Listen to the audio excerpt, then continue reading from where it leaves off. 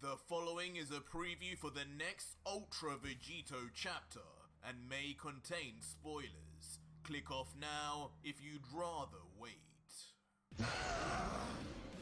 But soon, even standing there in the presence of Vegito's power becomes too tall a task, as with a ferocious bump in energy, the third begins to be pushed back and off balance. This is too much energy for one being! His body has to explode at this point, surely! As with one eye open, struggling to keep himself straight, even the third begins to realize that whatever Vegito is doing, it is pushing the very limits of what is even possible. But as Vegito finally stops his power up, despite all the fears, still covered in disheveled veins, a sinister smirk is seen as Vegito lets out. I thought I told you gods already. To stop underestimating us!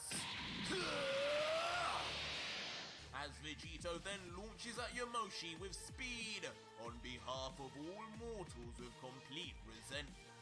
The very sound barrier around him creating a sonic boom as he moves. How did he recover already? Leaving Yamoshi to quickly then lift both his arms up in defense, hoping to brace himself before...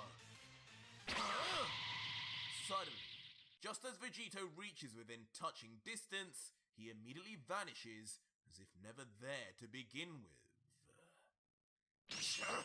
Where will he come from this time? And Yamoshi, having remembered the last time Vegito attacked after vanishing, instantly becomes panicked, looking all over for a trace of the God Killer's presence. There he is! Until just as expected, Vegito appears once again just where Yamoshi had thought, ready to begin his attack. That is until Vegito once more vanishes, confusing Yamoshi to no end. What? And soon, he reappears behind Yamoshi once again, this time even further behind them. What on Sadala? But as Vegito reaches close, yet again he mysteriously vanishes. And at this point, it becomes clear that Yamoshi is just being played with, as he begins thinking, what is this fool doing? He could have caught me there. Does he think this is a game? Does he think I'm a game? Come out! And for a good minute at least, Yamoshi would just remain in silence, waiting for the God Killer to appear, but he just never does. Vegito! Come out, you coward! If I don't see you in the next second, I'm going to destroy this entire universe! You do nothing, weakling! Before out of nowhere, with the signature Kaioken sound, Ultra Vegito would appear, slamming his fist right across Yamoshi's face, giving him exactly what he wanted, but in brutal fashion. Sending Yamoshi for a hard crash into what seems like a diamond-like structure in the distance. And on that final attack, it seems to be almost the last straw for the third, as he sits slumped with his head down, not able to do anything but mutter incoherent groans in pain. What's wrong, Yamoshi? I thought you were the strongest Saiyan in history! What a joke! While on the contrary, Vegito continues to power up forcefully, goading the third, while on the inside, we can see and sense that actually the Kaioken is putting Vegeto's body through a level of pain none of us could even imagine. While the seemingly completely beaten Yamoshi, now barely able to open his eyes and bleeding profusely, would look defeated in stance, thinking only to himself, "This guy, he's incredible. It's unbelievable even. He hasn't transformed an inch from when we started battling, yet his power now just won't stop growing. He's even exceeded mine. The power of a true Super Saiyan God. How could a mortal Saiyan go past one that attained godhood? How far have these Saiyans come since my time?" And soon, begrudgingly, Yamoshi would stand back up, wobbling from his damage still as he holds onto the mountain for some support, before letting out, "Well, if I'm going to go out, I'm going out on my feet. I'm going to die like a true Saiyan." "As you wish, Yamoshi!" And instantly, as if having heard Yamoshi's final words, Vegito appears with instantaneous speed, right in front of Yamoshi with a roar, his arm already cocked back, ready to put the Saiyan God out of his misery once and for all. What? But suddenly, as Vegito rushes in one final time, something strikes him and stops him straight in his tracks. As quickly, we then see internally at Vegito's heart, and safe to say, it is pumping so hard and fast, it begins to almost look as if it is still until... Unbelievably, in a shock turn, the Godkiller's beating heart suddenly explodes into a tsunami of flesh and blood all over the insides of Vegito. And with that, the eyes of the Godkiller suddenly go blank. His momentum near stops, and not a sound more can be heard from him. Falling like a bag of rocks down to the ground before Yamoshi, as the third winces in confusion, even stepping back from the unexpected turn of events. Eventually leaving the lifeless and internally bleeding body of Vegito dead on the floor, as if frozen in time, not even reverting back to base form. For the first time, Vegito may be truly dead. And standing there now utterly curious over the dead body of the Godkiller was the near-beaten Yamoshi, looking down as Vegito's body doesn't utter out as much as a single breath. And if you want more, the next video is already up live on my Patreon, right now live for over 4,500 plus incredible patrons who are getting early access for life, as well as actively seeing hidden Ultra Vegito episodes. And if you want that too,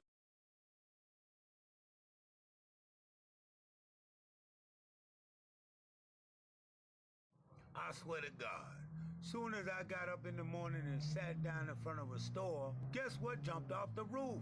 A monkey. Get what he said? "Did you eat breakfast this morning, Chester Stone?" I said, "No, Mr. Monkey." He said, "Here." "A goddamn banana, bitch." So I say, "Mr. Monkey, Mr. Monkey, could you please give me a piece of that banana?" The monkey said, "Hell no. You need to plant a banana tree and get your own, bitch. God motherfucking damn." I got a beautiful car here for you. All I want is $7,000. Look at this bitch. $7,000 for this car. But I got a slight dent in the back. Look at this ancient-ass clock here. This motherfucking clock here is nice. You need to goddamn tell the time and everything. God motherfucking. There's a monkey in my bathroom. Please get that bitch a banana. God motherfucking damn! That girl on fleek, what's your name? God motherfucking damn! Can I get your mama phone number? I'm too old for you.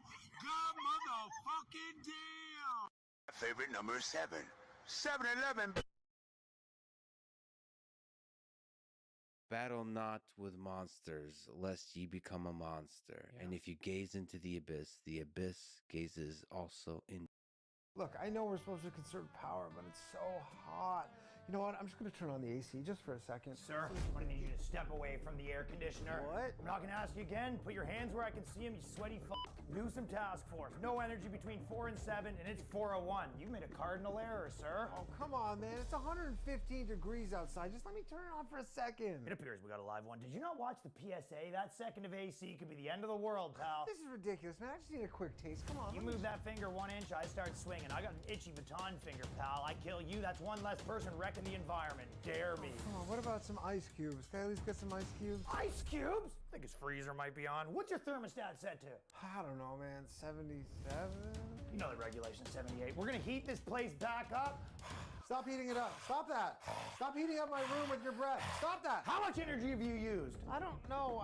How much energy have you used? I did laundry yesterday. Laundry? With the dryer. We better have done that laundry in a puddle, bub. I just found a guy charging his Tesla. He's doing 5 to 10 years. Is that what you want? Well, I thought you wanted people to buy electric cars. We don't want them charging them. That doesn't make any sense.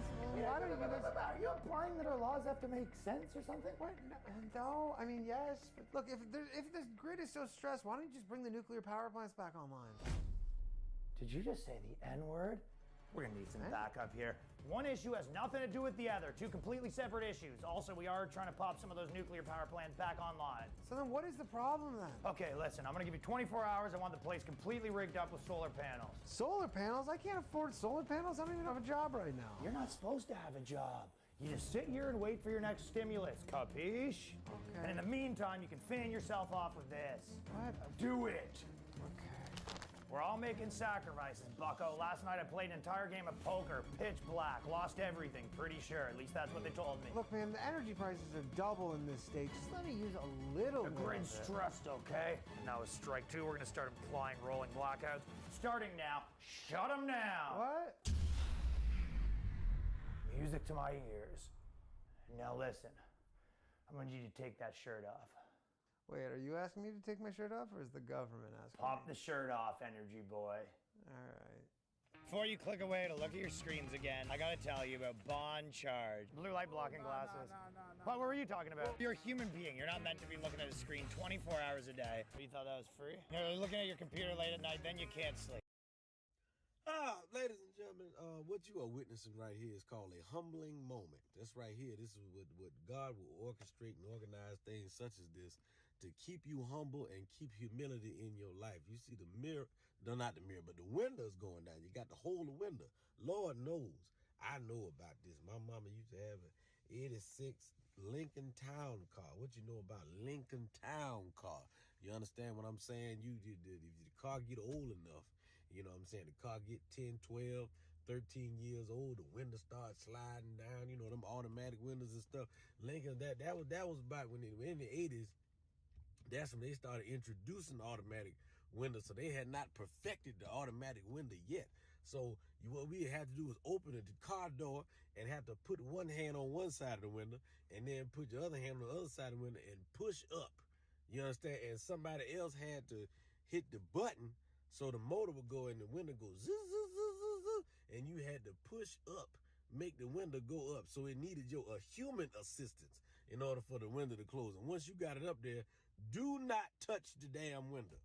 I don't care how hot it is. Don't touch the window. Don't touch the button to roll the window down. Leave it alone. That's what you do. Leave it alone. All right? But how he riding, he got to hold the window in there. He's trying to make it. I know he's going somewhere to somebody who can actually help him fix that window. Because if he let that window go, it's going to slide down in that car door and something about a car door. If the window slide down in there, it will never be seen again. You might as well let that thing fly down on the street. You'll never see that window again. You're going to stay humble. One day you're going to have your very nice car. You have a very, very, very nice automobile. You understand what I'm saying? But today, you got to learn to be humble. So y'all want black men to go to therapy just to see therapists that need therapy themselves? So y'all want people to go to the doctor just to see doctors that need doctors themselves? So y'all want black men to be good fathers to children when they used to be children themselves? So y'all want black men to go to the barber just to see barbers that need barbers themselves? So y'all want black men to take showers when showers get dirty themselves? So y'all want black men to vote when politicians gotta vote themselves? So y'all want black men to pay for dinner at restaurants just to eat food that people who ate at the restaurants gotta pay to eat food also at the restaurants themselves? They be hungry? So y'all want black men to go to therapy just to see therapists that need therapy themselves? So y'all want people to go to the doctor just to see doctors that need doctors themselves? So y'all want black... In August of 2016, the harrowing discovery of Carter Davis and Natalie Henderson left the city of Roswell in shock and fear. But as investigations moved forward, all available evidence would lead them to the deranged and twisted mind of Jeffrey Hazelwood, a young man who liked to lie behind the mask of Anonymous. Now, I seem to cover many strange individuals here on Coffee House Crime, but this young man is right up there with the likes of Elliot Rodger and Randy Stair. Good morning, good afternoon, or good evening, folks. In August of 2016, the harrowing discovery of Carter Davis and Natalie Henderson left the city of Roswell in shock and fear. But as investigations moved forward, all available evidence would lead them to the deranged and twisted mind of Jeffrey Hazelwood, a young man who liked to lie behind the mask of Anonymous. Now, I seem to cover many strange individuals here on Coffee House Crime, but this young man is right up there with the likes of Elliot Rodger and Randy Stair. Good morning, good afternoon, or good evening, folks. My name is Adrian, and welcome back to another video by Coffee House Crime. Today's deep dive looks at the case of Jeffrey Hazelwood. Now, just in case you forgot, but I post true crime and strange cases here weekly, so if that's your sort of thing, please consider subscribing to Coffee House Crime. And now, with that said, please grab yourself a coffee, buckle up, and get ready for the deep dive. This is the case of Jeffrey Hazelwood.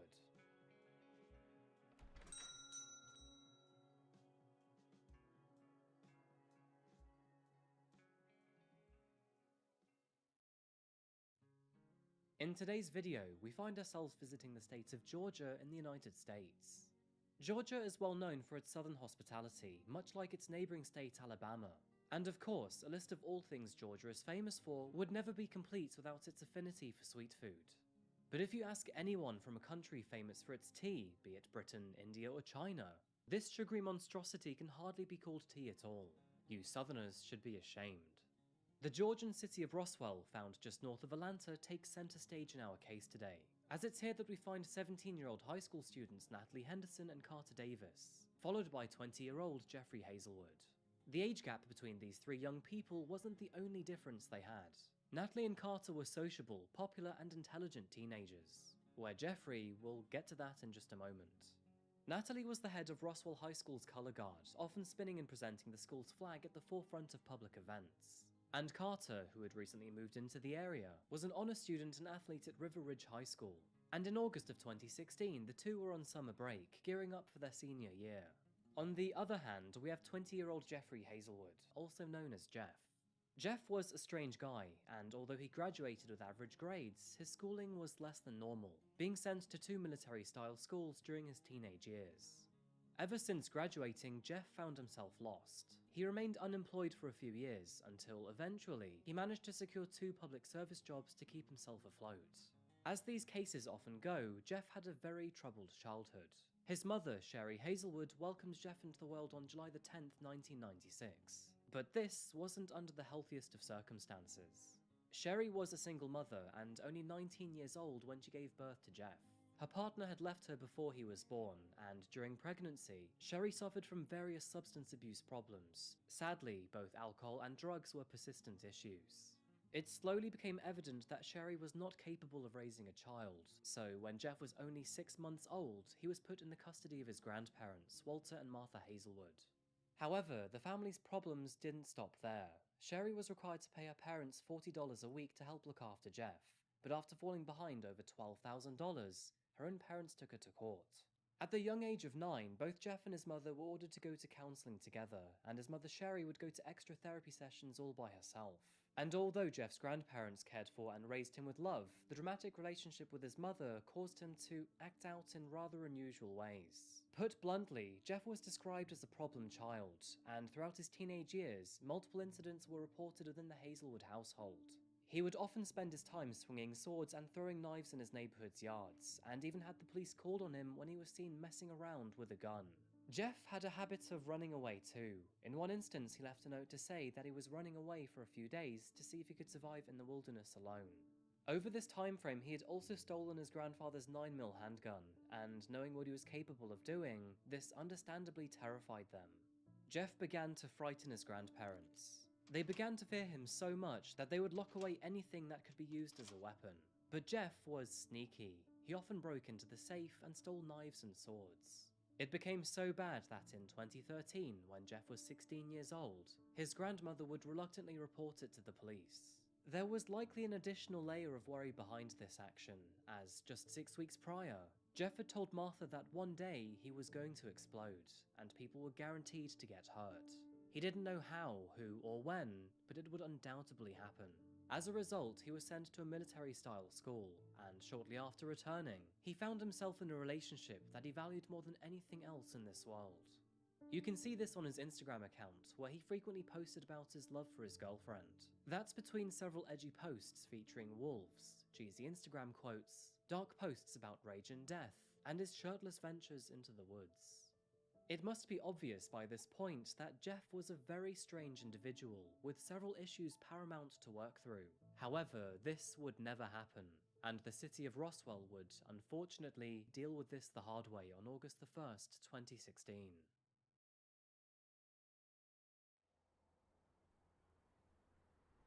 It was a typical Monday morning, like any other. A delivery driver for a local grocery store was due for an early delivery to the local public supermarket. But at 6 AM, just as the man pulled his truck around the side of the store, the sense of normalcy was ready to change abruptly. As he pulled his vehicle around the corner to access the delivery area, he was met with a sight nobody is ever prepared to see. In one of the parking spaces lay 2 bodies side by side, and both were lifeless, covered in blood. In shock and horror, he immediately called 911 to report his findings. Upon arrival, police found 2 teenage bodies, one male and one female. Neither of them were breathing, and blood covered the asphalt around the pair. The young man was wearing only sports shorts, and lay with his arms spread out in a crucified fashion. And as for the young woman, she was naked and suggestively posed. Their bodies had been deliberately laid out in a disrespectful and humiliating manner. But who exactly were they? Why were they here? And who had callously left them in such a horrific way? These questions were left to the police to find out, and the first question was relatively easy to answer, as parked just a short distance away were 2 vehicles parked right next to each other. A check on their license plates confirmed that the 2 vehicles belonged to Carter Davis and Natalie Henderson, and tragically, the bodies matched their profiles. Now, both teens were from middle-class families with no previous convictions or mischief on file, and so authorities could only guess that they were here to have some fun together. But who had killed them or why was still yet to be known, and so the great investigation finally began, with the search beginning with the shopping centre's surveillance footage. Although not available to the public, surveillance footage captured Natalie and Carter's cars driving through the car park at around 3 AM, before disappearing behind the building. And this is not all that they had found. Just several minutes before the pair drove into the parking lot, a silver Honda Passport had also made its way through to the front of the store. After Natalie and Carter had arrived and then passed this vehicle, a man exited the Honda. He then followed the 2 cars on foot before also disappearing from view. The man was tall, pale, and had long, messy hair, but otherwise was indiscernible.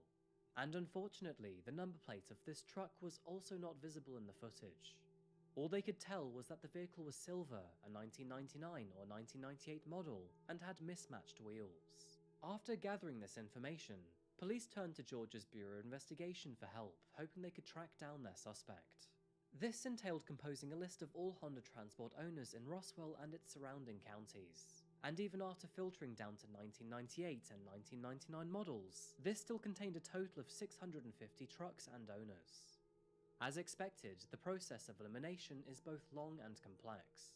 It requires patience, persistence, and dedication from a large group of detectives. They would have to look at every single individual and rule out everyone who didn't match the profile in the surveillance footage. But patience rewards those who stick to it, and through this process, on August 3rd, 2016, which was just 2 days after Natalie and Carter were found dead, detectives pulled up the driver's license of one specific Honda Passport owner. He lived in Roswell, was skinny, pale, and had long dark hair. As you can probably guess from the title of this video, but the man identified was 20-year-old Jeffrey Hazelwood, and he was no stranger to police.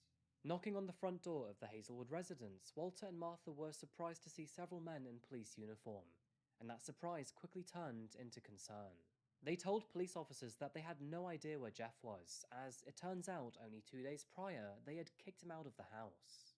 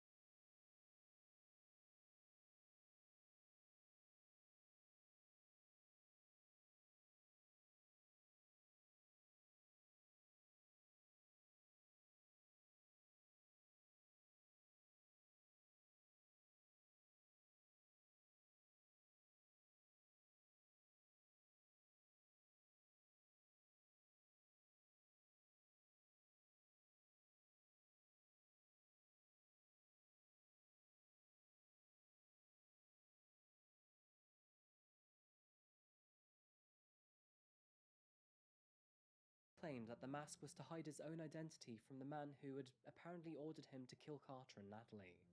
You were wearing a mask. The mask is in the back of your car right now. I saw it this morning. The V for Vendetta mask. Yeah. I was scared the guy was still there. They put in the scene. Did you think the mask was not gonna have him kill you? If there's some crazy person back there with a gun, you thought you could put a little plastic Halloween mask on your face and you'd be okay? That's the most ridiculous thing I have ever heard, Jeffrey. Are you kidding me? After buying gas, Jeff then returned to the bodies, realized they'd still not been discovered, and then posed them as they were found a couple of hours later. He then stole jumper cables from Carter's car and drove away. After this, Jeff then contacted his girlfriend and asked if he could stay there until he reconciled with his grandparents. She was blissfully unaware of the atrocities her boyfriend had just committed, and unknown to her at the time, but later that day, she was lying next to a murderer. Returning to his car after this is when Jeff was later tracked down and arrested by police. After his arrest, Jeff was meticulously interviewed by detectives and psychiatrists alike. It was evidence from his crime that his attitude and actions were not mentally sound. In fact, his behavior throughout court proceedings was downright bizarre. He would talk to himself, claim to have heard voices, and speak in a British accent. Which, come on, you would have to be downright crazy if you wanted to sound like a Brit. In the court proceedings immediately following his arrest in August of 2016, Jeffrey was observed to be shaking, making erratic head movements and talking to himself. He also frequently spoke to an invisible dog and would pretend to pat its head. In further hearings, Detective Bennett tearfully recounted Jeffrey's confessions and relayed the gruesome details he had told her about the night's events. And what else did he say? He said at that point, he got the female out of the car and made her lean over the hood from the side of the car, and he said that he spanked her. And was she still alive at this point? She was. And what else did he say? Sorry. At this point, he said that he shot her, and she fell next to the car. And where did he shoot her? In the head. To nobody's surprise, the defense argued that Jeffrey showed signs of schizophrenia, bipolar disorder, Asperger's, and multiple personality disorder. Having just one of these conditions can be enough to manage and overcome, and if Jeffrey were to have all four, then this would understandably make him an unstable individual. And although Jeffrey showed symptoms of all these conditions, none were actually formally diagnosed to a definitive level, which meant he was deemed able to stand trial. It was also determined that with proper medication to treat his apparent symptoms, he would be stable and coherent enough to understand and rationalize a court hearing. In working with his attorneys, I don't think that affects it much at all. I think Mr. Hazel has demonstrated an ability to indicate to his attorneys and show them when he's having difficulties. So, my understanding of what you're saying to be that while there might be difficulties getting through a prolonged trial, it doesn't change your opinion of his competency. It just might require recesses and time periods for more conversations with attorneys to understand where he is. Yes. That is actually what I'm saying, yes, ma'am. And so, with a mass amount of evidence from CCTV, forensics, and evidence seized, it didn't take long for the prosecution to build a credible case against him, and an initial court date was set for September the 9th, 2016. Now, we are more than used to this excuse, but before he could even be tried, his court date had to be postponed numerous times. This is because Jeff told prosecutors that he still wasn't on the proper medications, which is a believable excuse due to the multiple symptoms he was said to have. During this time, Jeff was moved from prison to a secure psychiatric hospital for ongoing treatment until a final court date was set. And at competency hearings before his trial, Jeffrey appeared clean-cut and full-faced, but he still occasionally rocked in his chair. Moving forward, psychologists couldn't quite pinpoint the exact mental health conditions Jeffrey had. It was, however, agreed that he suffered from psychosis, which is not a mental illness in its own right, but a disorder that detaches an individual from reality. This judicial limbo would not last forever, and after finally being declared as officially medicated and coherent, Jeffrey Hazelwood went on trial on May 17, 2017. During this time, he was not permitted to speak, so his lawyers were permitted to speak on his behalf. The judge would also offer a plea deal for the murders of Carter and Natalie. in which Jeffrey accepted under the grounds that he was guilty but mentally ill. He was therefore given 2 life sentences without the possibility of parole, and this means he'll be behind bars or psychiatric care for the rest of his life, and will never be able to walk amongst the public again. Although mental health definitely plays in this case, and it's clear that Jeffrey was troubled, it is also safe to say that he had complete clarity over his actions. He fantasized about snapping, stole guns, and refrained from using medication. He also understood that his intentions were deviant and sick, and would result in death. And perhaps the one thing that we will never know is his motive, as this is something he has never disclosed. Natalie Henderson and Carter Davis were very much loved members of their families, schools, teams, and friendship groups.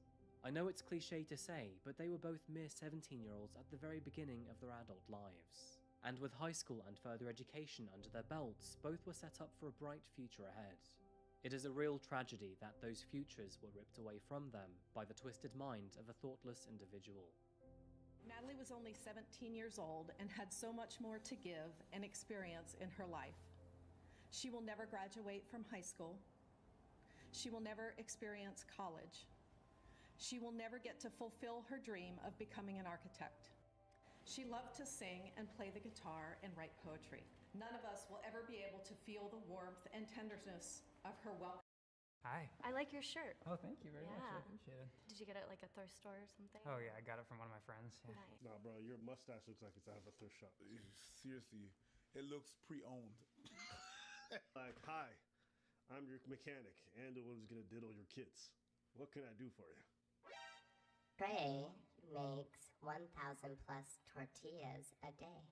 I do make a lot of tortillas every day. For like work or? Okay, you look like 1,000. Okay. Are you normal? No. I think you look like they got me on a date with a nerd who works at Chipotle. That's how I make my money. That's kind of what I do.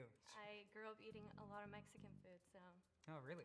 I like tortillas. Oh, Oh, hey. yeah. And when you talk about the Mexican food, you talk about Tex-Mex. There's a difference. I love Mexican food. Yeah, what? I just love quesadillas. That's not Mexican. I love queso cheese. Queso means cheese. I'm not gonna lie, I do like cheese. It makes me think of that picture of Trump eating a big old quesadilla. Happy Cinco de Mayo, and Mexicans all over like, yo, fuck you, nerd. That shit ain't ours. You know, if you're hanging out with me, you can get fresh tortillas anytime. Nice. I'm not too big of a fan of tortillas then, yeah. Oh, you're into making tortillas. Well, here's one tortilla you'll never get inside of. Can I get the fuck out of here? What's the? She's like, can I get the fuck up out of here? Yeah, bro, you got 1,000 tortillas to make. Get the fuck on, stupid. Hello. I'm Abby. I'm Cody. Nice to meet you. Abby hates feet. Why do you hate feet? I just think they're really gross. Can you show her your feet? Do you want me to show you my feet? Yeah. You want to see my feet? I ain't showered in days, bitch. Smell this. Look at him. Oh, nice. Why did you reject me? Oh, My friend. This is a sickness of the highest order. How you doing? I'm good. How are you? Good. Button, hands right there. My man came in like Thanos with the Infinity Gauntlet. Let's go. Every gem collected. Let's go. What makes you horny? Sorry? What makes you horny? Makes you horny? I don't know. This is weird. I'm an ass man. Mhm. Is that weird to say? Oh.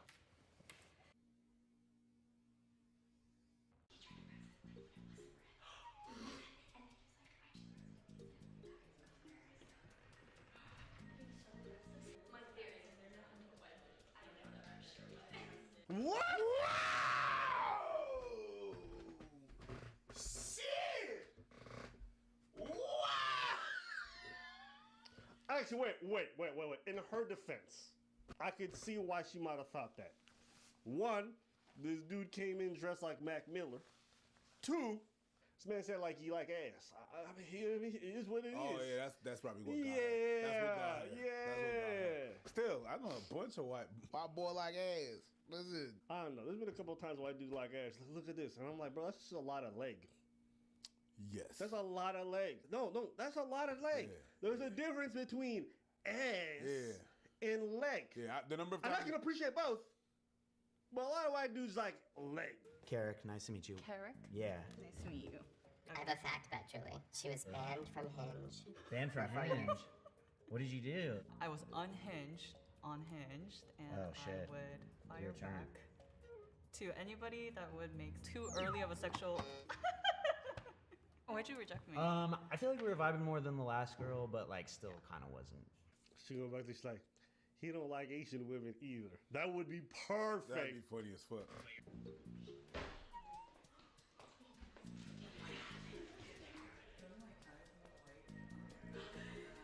Jasmine. Yo, can we just appreciate something? What? When it's a white dude, all of a sudden the racial comments are coming out everywhere. When You a what? notice that? When it's a white dude, all of a sudden the racial comments start coming out Because everywhere. it's okay to do racial To make sure, like, it's okay. They were like, he's black with a long T. You think a white woman got afraid of saying that on camera? I'm just saying. What's the number? How many times did people come to you and said, "I don't see color"? How many times? Right now, it's the same thing that's happening to them. They don't see color. They only see white. When white comes out, they're like, I don't see colors. Me personally, I don't see colors. I do see ass though. Yes, girl. Jasmine. Yeah, Nice I like to your meet you. earrings. Thank you. And we have the Same same direction, same time. cool earrings. Yeah, true. Mine's a little bigger, but. See? Danny. Hi, Danny. I like your sweater. And I did it. We gonna. Oh, that's crazy. Okay, fashion-wise, the Kraken hat doesn't go with the sweater. Oh, bitch. Oh, hell no. Can you two show me your best club dancing? Oh, is that like the Rasputin? Oh, nope. What is that? That's sturdy. The sturdy? Yeah. Why did you reject me? Okay, the dance moves. Like, I got secondhand embarrassment. I'm not gonna lie. I'm sorry. That's okay. I thought. That's not a criteria. You don't dance good. You could go out with someone that don't dance good. You know that, right? And just not dance with that person. You know what I mean? Like, but I like dancing. You know that you're not gonna base your life on someone's cap or their dance moves. I'm just like dating. If you're dating, if we're talking about dating, Hi, nice to meet you. Nice to meet you. What kind of vibe are you looking for? I don't know. Someone who's like easygoing and having fun. move. Yeah, move. Why? Because move. Can you ask him what his turn-ons are? What are your turn-ons? I think like turn on wise, I am big on like my love language is physical. Okay. So like turn ons wise, I don't know. It's hard to describe. It's one of those like. I like it when you sit on my face. You're mad. Yeah, I like physical touch, and by physical touch I mean sit on my face. Your lips on my lips, and I ain't talking about your mouth. La la la la la la la. And I'ma add, please. How about you? I just like when somebody kind of does like words of affirmation. No, I That's totally my get kind of that. thing. You know, kind of like their. Yeah. Words of affirmation. Hey, babe, you making my dick hard. How's that for affirmation? But in case that wasn't clear. You know what would make it harder? If you sit on my face. Yeah. Please. Words of affirmation. Hey, listen, I've been trying to get my dick sucked all night, Barney. I'm so sorry to pause, but we need to fix something. Oh no, button. Are you okay? Oh no. They about to turn it red and then she gonna hit that button. Yeah. Do you find Brian attractive? Are you asking me? No, she's asking a guy fixing the button. Kind of do. You get the strut going, you know? You got that going. Hey, what's up? I'm Rosia. Nice to meet you. I'll just bow out. It works.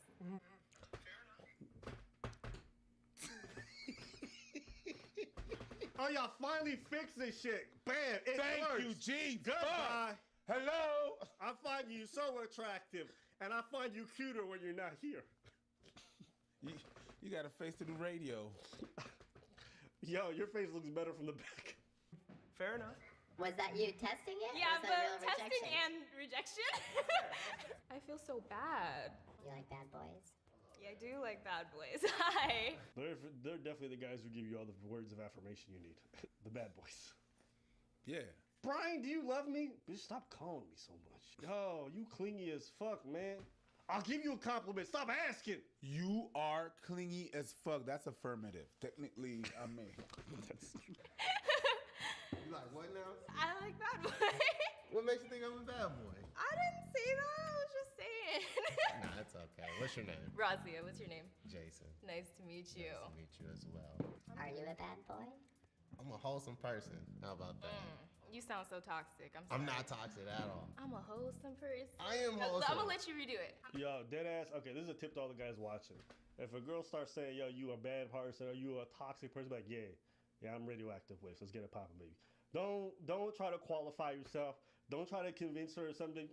Yo, is that what you think? I am. Yes. And you you're into that. Let's go. Keep it pushing.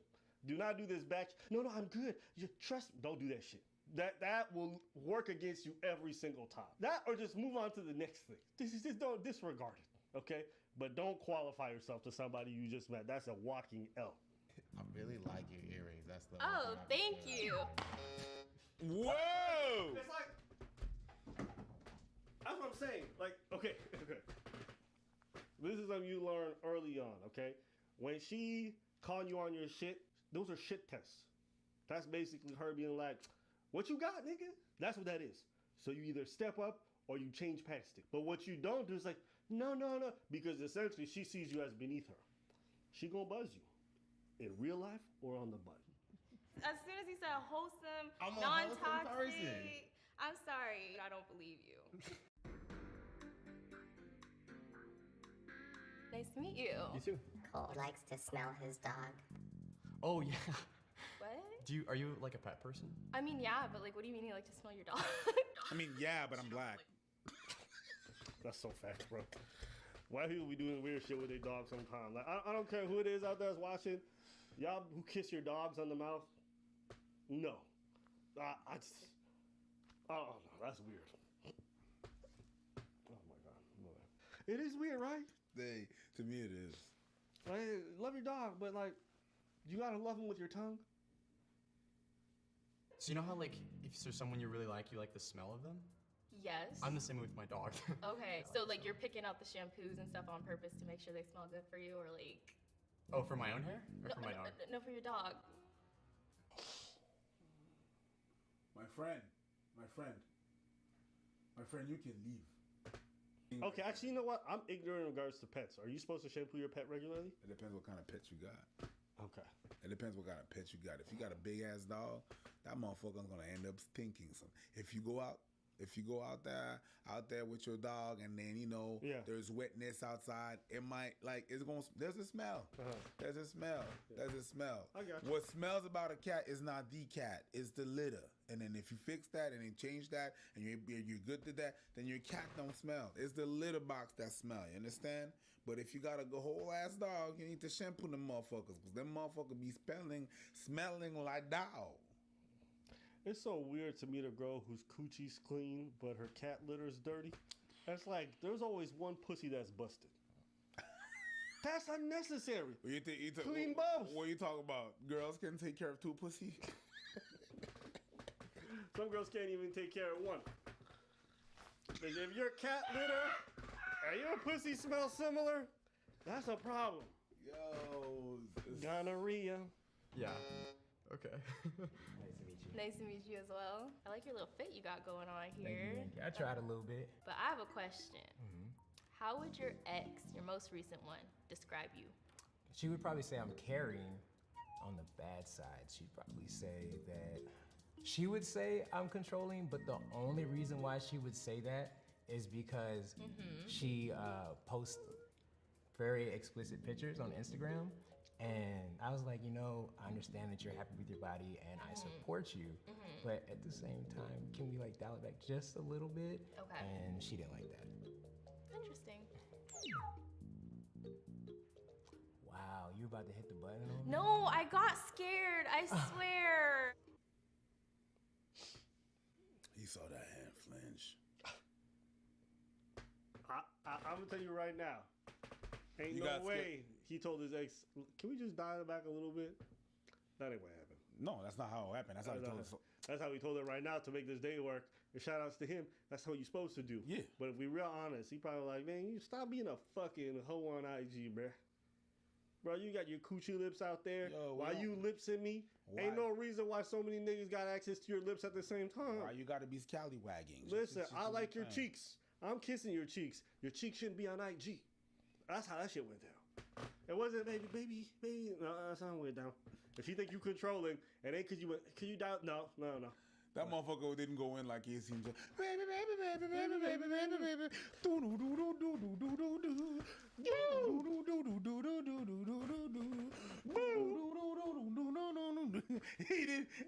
He didn't go ahead. Baby. He didn't do that. No. Positioning. She's a brick. I don't know why that song came to mind. I don't know, but good. Yeah. Do you think you two would be interested in going on a second date? I'd be interested in going on a second date. I too would be interested in going on a second date. All right, I'm gonna light up one more time. And if you don't press me, you win the I'm bet. not even gonna look at it, so if you hit it. Ouch. Why'd you reject me? I don't know, I just couldn't get over the little thing that you were talking about with your ex. I kind of do like to post freely. I don't like anybody to hold me back. That was kind of my issue with my last relationship. So as much as I liked everything else in the conversation and I really wanted it to work, I just don't want to be in another situation where I feel like I'm held back at all. I'm really sorry. It's cool. I get it. You know. Boo. How you gonna clown this dude for talking about, oh, I'm a bit controlling?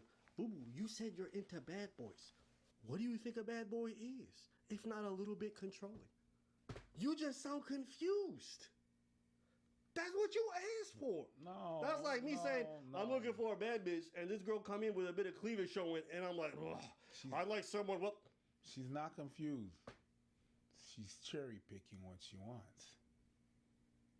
One aspect without the other aspect. It's like when people say they want a man that opens up.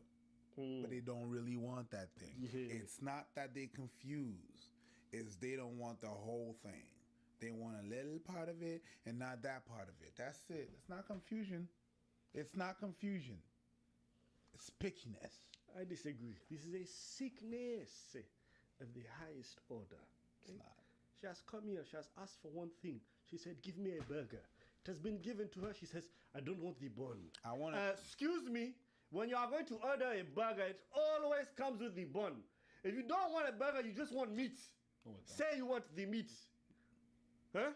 It doesn't always come with a bun. This one, eh? Look at this one. He is so open-minded. He says gender is not a thing. A burger is a social construct according to this one. They are all engaging in confusion. Do not listen to these ones. If you do, you know what's going to happen. You're going to go outside. You're going to see sodomy everywhere. You're going to see a man. He's going to be walking like this. His anus has been ruptured. I'm done. I'm finished. I will not gaze upon this sickness anymore. Go ahead. Engage them with your confusion. It's like whenever someone to take his burger thing. It's like if someone says they want a burger but they don't want to get fat. They're not confused. They're picking, not taking accountability of what their choosing is. That's it. You want to eat all you want, but I don't want to get fat. I'm sorry. It's just, I wanted a burger, but, the fat, like I wanted a Five Guys burger, but the amount of fat is just a bit too much. Yeah, whatever. Get your Five Guys, girl. Anyways, that's besides the point. Yeah, man. It is what it is. Not much.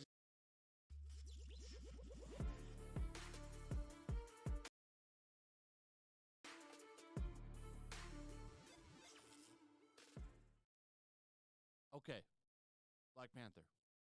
How did it do? Well, pretty good. 330 million global. Edge's original picks overseas bow with 150 million international box office. However, I don't think that that's a fair comparison when you consider inflation. Now, I'm not saying that the movie did bad. In fact, it did quite well, but I don't think it's fair to compare it to the original without adjusting it for inflation, which has been pretty crazy this year. I don't think that's a fair comparison. The movie still did pretty good. It's beating Doctor Strange 2 handedly, even if you were to adjust that for inflation this year. So, the highest movie next to Top Gun, don't see it beating Top Gun. I still think this movie makes $800 million. Maybe it goes more, but my prediction has been $800 million for this movie. But here's the Sunday update. Disney's Marvel's Black Panther Wakanda Forever has left out of the gate with a $330 million global bow. Of that, $180 million is from domestic and $150 million from the international box office. Worldwide, in like for likes, the $330 million weekend reps the third highest start for any Hollywood title during the pandemic era. All the MCU films. Does that beat Spider-Man? Well, technically it's a Sony movie, but still it is an MCU movie. Spider-Man is... I don't see it beating Spider-Man's box office.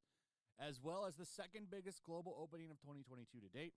Also in global terms, BP2 is running 5% behind the original Black Panther, which had the benefit of President Days and Lunar New Year holidays, and 80% ahead of Thor, Love and Thunder, which released in summer. Overseas, $150 million marks the fifth highest international opening weekend posted by any Hollywood film in the pandemic era.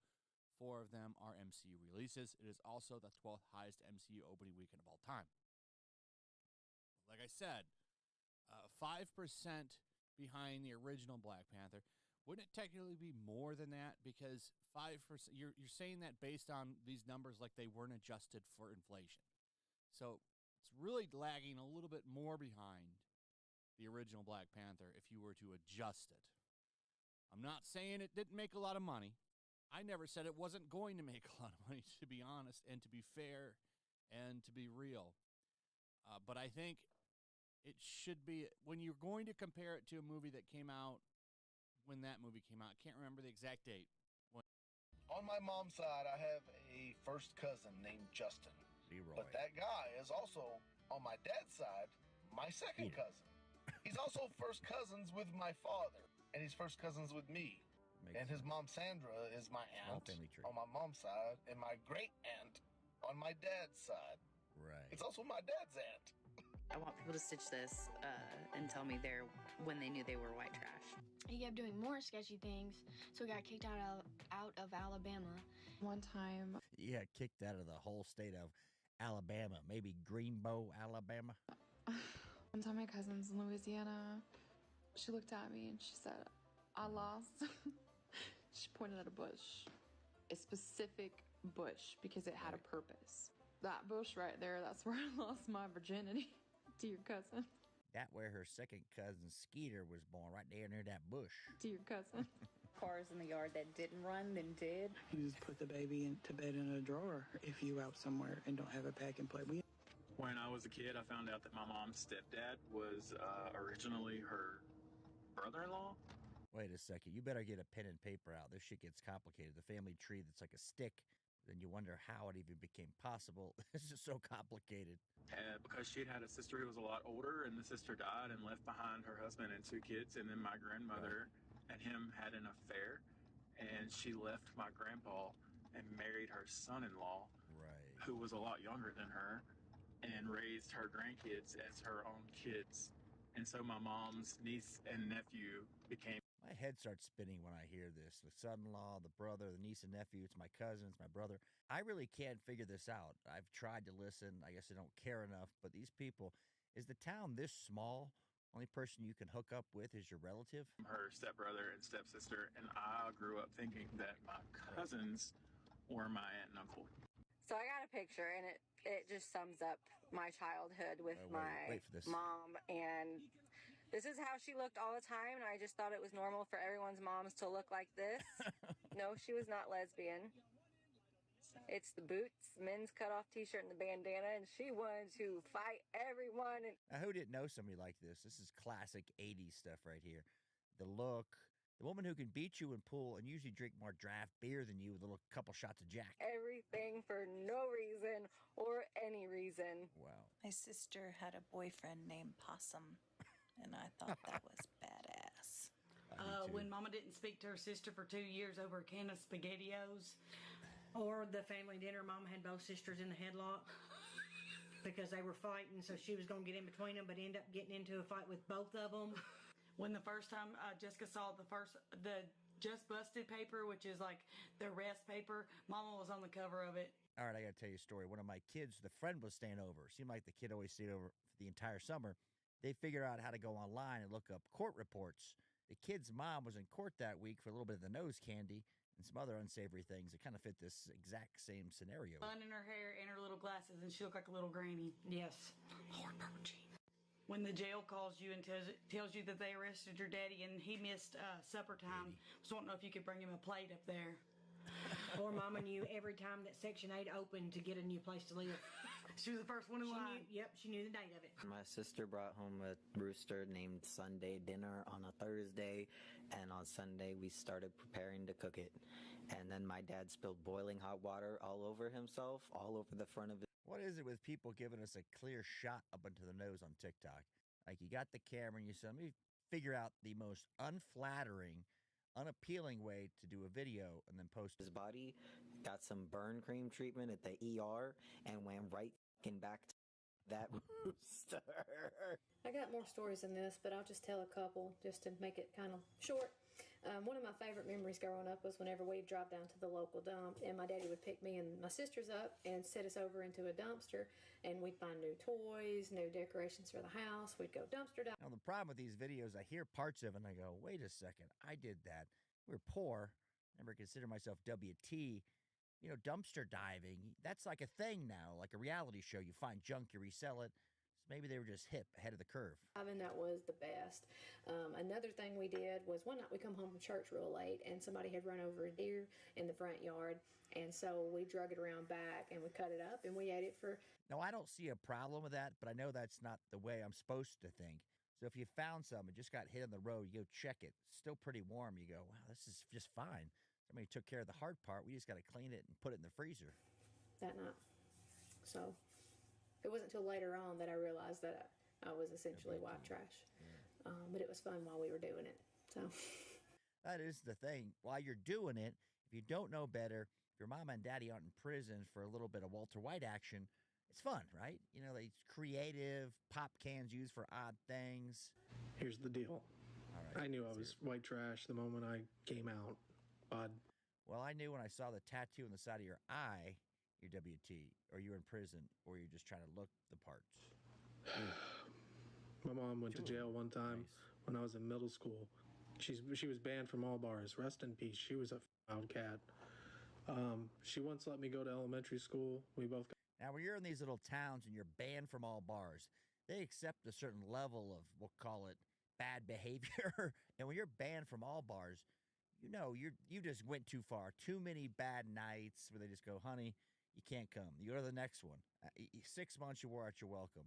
You know you've got a real, we'll call it, problem. Got in trouble because she let me wear a shirt that said find them, fool them, fuck them, and forget them. How did they even have a shirt in my size that said that? It's a mystery. I have an uncle named Bill Bob. I can prove it. I want an uncle or a friend named Skeeter. Bill Bob's good. I guess there's so many names. I just want to meet the person and say, hey, I want a picture with you. Like, you look at him, the overalls, man boobs sticking out. You want that picture for some reason. I don't know if that's a problem with me. I don't want to. Can't read or write. And he never let his kids go to school because technically they're in this like gray area jurisdictionally because it's out in the middle of nowhere. And none of them can really speak very well. They're very... Here's the thing. I see lots of people who went to school. They went to public education, let's say Chicago. You hear them talk, they can't articulate the English language whatsoever. So whether these kids went to school or not, I guess TikTok can train them how to speak, right? I remember exactly when it happened. I was at a friend's house, and her baby sister's best friend had an infant. She was like 3 months old, I believe. and it had been in the car seat all day, and we were worried about, it laying flat. Like, it was nighttime, they were spending the night, and my best friend pulled the bottom drawer of her dresser out, and we put blankets over top of it, and, like a pillow in the bottom, and this girl looked at us like we was nuts. So you're putting your sister, cousin, niece in the drawer. That way nothing happens, right? It seems safe. You don't need a crib. You just put them in a drawer. They can't fall out. They can bang on it when they're ready to get out. And this is something that had been done my whole life. Right. You just put the baby to bed in a drawer if you out somewhere and don't have a pack and play. We didn't grow up with pack and play. Definitely realized this at an early age when there were more cars in the yard that didn't run than did, and my dad stuck an addition and an A-frame roof on the trailer. Oh my God, is it my time to shine? And I swear to God, if this goes viral on TikTok, I am done. Anyways, years ago, my dad got remarried, and I did not go to the wedding. That's a different story for a different day. Anyways, we're sitting in my Poppy's house, and Poppy. There's names like Poppy, Daddy, and they're grown-ups. You go, I think they could be really old school, I guess. Hispanic, right? Poppy. But no, these are just WT. It's pretty good. he's wanting us to flip through the wedding album, take a look at them. So we're flipping through and we're looking, and my dad was like, so y'all notice anything different? And we're like, oh my God, she's not missing her front tooth. Like, she got it fixed. Oh my. When the word "she's not missing her front tooth" come out of your mouth, and she's not an MMA fighter or in a car accident, that probably is a sign. God. My dad starts laughing, and he's like, yeah. And we're like, what's up? And he goes, she fixed it herself. And we're like, okay. He goes, oh yeah. It's like the Ron White School of Dentistry. If you've seen that comedy skit. So she fixes it herself, and I'm sure it's innovative. Sound like she went to the dentist and got like a flapper, one of those fake teeth put in. Oh, I don't think Yeah, so. she whittled that thing from a pair of my deer antlers, and she super glued that thing in, fixed herself right up. Right up. Get her done. She what? Get I her swear to done, God, I son. cannot make this shit up. It is real, people. True story. When we used dirt as cat litter, when my mom used to sell the furniture all the time, and we would have lawn chairs in our living room to sit on. I wonder why Mom was selling the furniture all the time. A little bit of an addiction problem, perhaps. Maybe it got repoed from the layaway / rent-to-own furniture store. And the best one, when I was 16, I found out the dad that raised me wasn't my biological dad at all. Of course. And I didn't meet my biological dad till I was 28. There was one night when I was, I don't know how old. Wow, this kid must have had a hard time in the country. Like someone darted him with an elephant tranquilizer. But basically, I was throwing empty spray paint cans into a fire and watching them. Makes sense. As you do on a Friday night. Right. And there was a possum. And then I picked up the possum and petted it like it was a cat. It's probably when I was like, oh yeah. You don't know why you're living it, right? You just think this is normal behavior, unless you get around friends that are town people, right? Then you may go, what do stuff a little different? But you go off somewhere, you join the military, and you see the way other people live. Some people have like pigs, some people are very well put together. You go, okay, maybe I was a little WT. I got it. Which I'm surprised I didn't realize it earlier, because my dad was literally a shiner in the 60s and had a still built in his backyard. It was third grade. A few things happened. First, I was the kid that smelled like cigarettes. Didn't realize that until my friends started telling me that. Now, you youngsters are going to miss that. The kid that always went to school, and parents not just smoked, right? Because it wouldn't smell that bad, but chain smoked 24/7. So the fresh laundry in the drawer was like cigarettes. You can't get away from it. I smelled like Ever. restaurants, because back in the day you could smoke inside of restaurants. Number two, I distinctly remember telling my third grade teacher that my mom made her own cigarettes, and she definitely did not make her own cigarettes. She smoked pot and rolled up blunts with me. It was a common thing in our house. You know your WT win. You're rolling up the big fat J with your 6-year-old, and they're better at rolling than anybody you know. Number three, one of my mom's boyfriends shattered her car window. Right. And instead of having it fixed, obviously we had no money, so she duct taped a black trash bag over it, and that's how the carts stayed. for the rest of its Makes life. sense. So I knew that I was white trash when I started dating my baby daddy. Blech. Anyways, and he was like, I'm going to take you to eat somewhere. And I was like, okay, great, awesome. I love food. Because I was like, big, fat, pregnant. Anyway, that's not even the start of white trash, but it fits in, so whatever. Anyways, I was in a hoodie and a t-shirt because it was cold. Like I said, I was big, fat, pregnant. Now, where do you think somewhere fancy is going to be? Is it fast food? Is it a chain restaurant? What do you have to do when you go to somewhere fancy?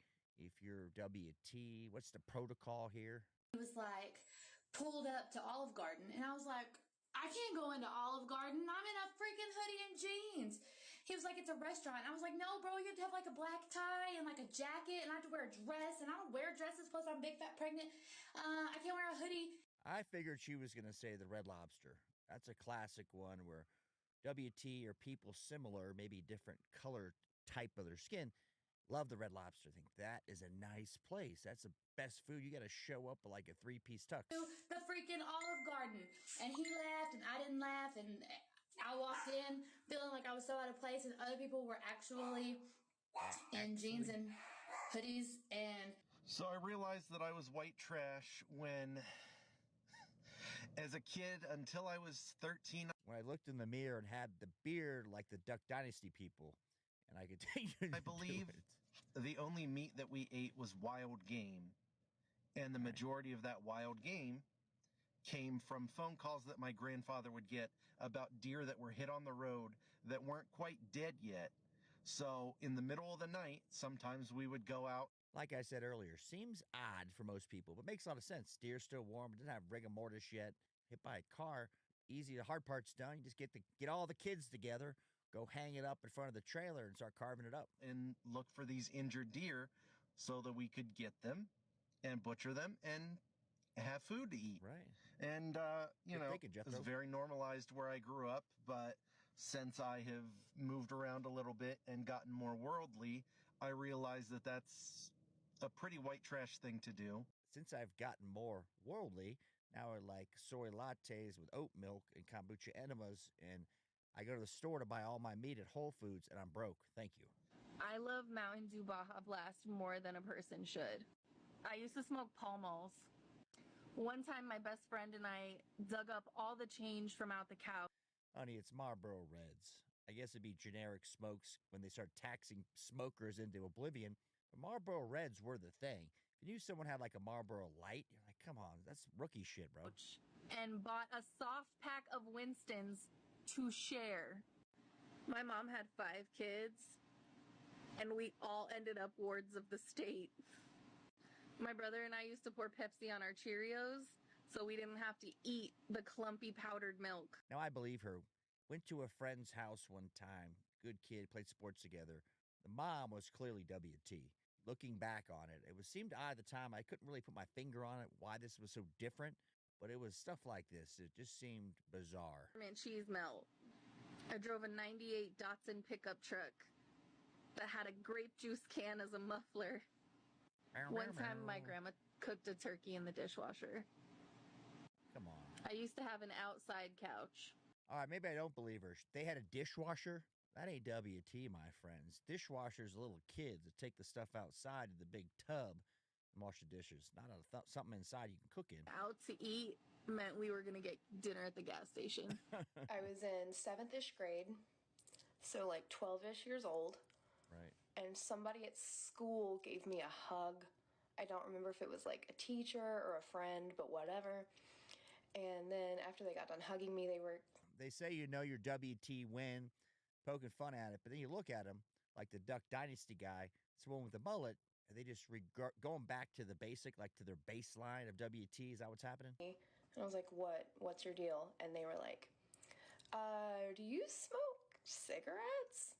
Hell yeah. And I was like, no, I would never, because I was like a really good 12-year-old. You know, like I didn't do anything like that.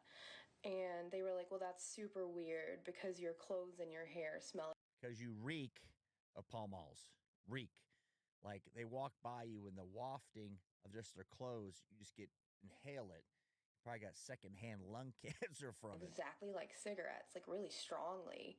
And that's because my mom would sit in our house all day, like with all the doors and windows closed, just chain smoking menthol. She was hotboxing, right? So what you're sucking into your lungs, the lung darts, you'd also get a secondhand smoking by breathing it in. So you really get a lot of nicotine that way. I guess I knew we were white trash when I realized other people didn't have to pay to do their laundry in their own house. We had a coin washer and dryer that somehow my parents obtained. Besides stealing it, how do you think they got it? I'm guessing maybe some liquidator friend who we owed money. He's like, Jethro, no, for those 2 bottles of Shine, I owe you some money, but you just want to take a washer and trade? From a laundromat, and it had a hole in it. So, like, you paid with quarters, and then you stuck your arm in that hole and got those quarters out to do the next load with the washer and the dryer.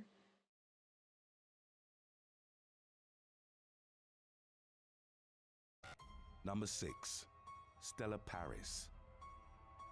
In 2012, exotic dancer Stella Paris, originally from England, met a man by the name of Andrew Lamb at a gentleman's club in Malta.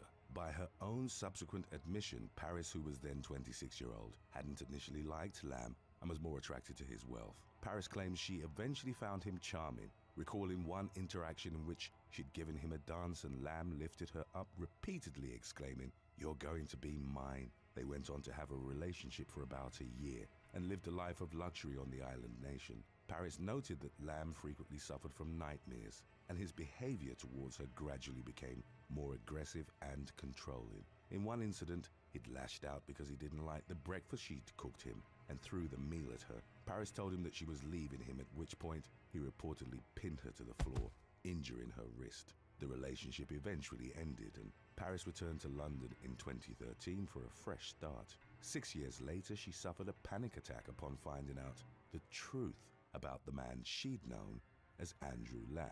His real name was... Number 6, Stella Paris.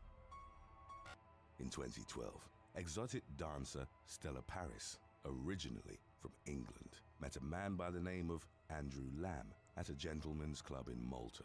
By her own subsequent admission, Paris, who was then 20, who on June the 19th of 2003 had brutally tortured and murdered a man at a farm near Knutsford in Cheshire, England. The victim, 44-year-old Brian Waters, was a cannabis grower who'd amassed a massive drug debt to an underworld figure. Moore and 3 accomplices ambushed him in his home. They suspended him upside down, beat him with a metal bar, and attacked him with an industrial staple gun during a 3-hour onslaught. Waters died from the wounds sustained in the attack, which also resulted in another person who was helping at the farm being seriously injured. Moore was on the run for roughly 16 years before he was arrested and brought to England, where he was consequently sentenced to life in prison with a minimum of 24 years served. Number 5, Elizabeth Klopfer. Serial killer Ted Bundy was once described by a member of his own legal team as the very definition of heartless evil. Days before his 1989 death by electrocution, Bundy confessed to killing 30 women in California, Oregon, Washington, Idaho, Utah, Colorado, and Florida between 1973 and 1978. He relied on his charisma to lure his victims, whom he assaulted and killed, often in gruesome fashion. In some cases, Bundy abused their dead bodies and kept their severed heads as trophies. Investigators believed that he'd claimed many more victims than the ones he'd admitted to or had been convicted of. In the fall of 1969, he met 24-year-old Elizabeth Klopfer in the Sandpiper Tavern in Seattle. She'd recently moved to the city with her 3-year-old daughter, Molly, following her divorce. Their relationship lasted for 6 years into the 1970s, when Bundy committed some of his most horrific killings. He helped raise Molly, who later on, as an adult, wrote about multiple instances in which Bundy had been abusive or had had inappropriate contact with her. Nevertheless, the illusion of relationship bliss prevailed, and Elizabeth fully trusted Ted to take care of her and her child. They went to the courthouse to get a marriage license in 1970, but Bundy ripped it up following a fight a few days later.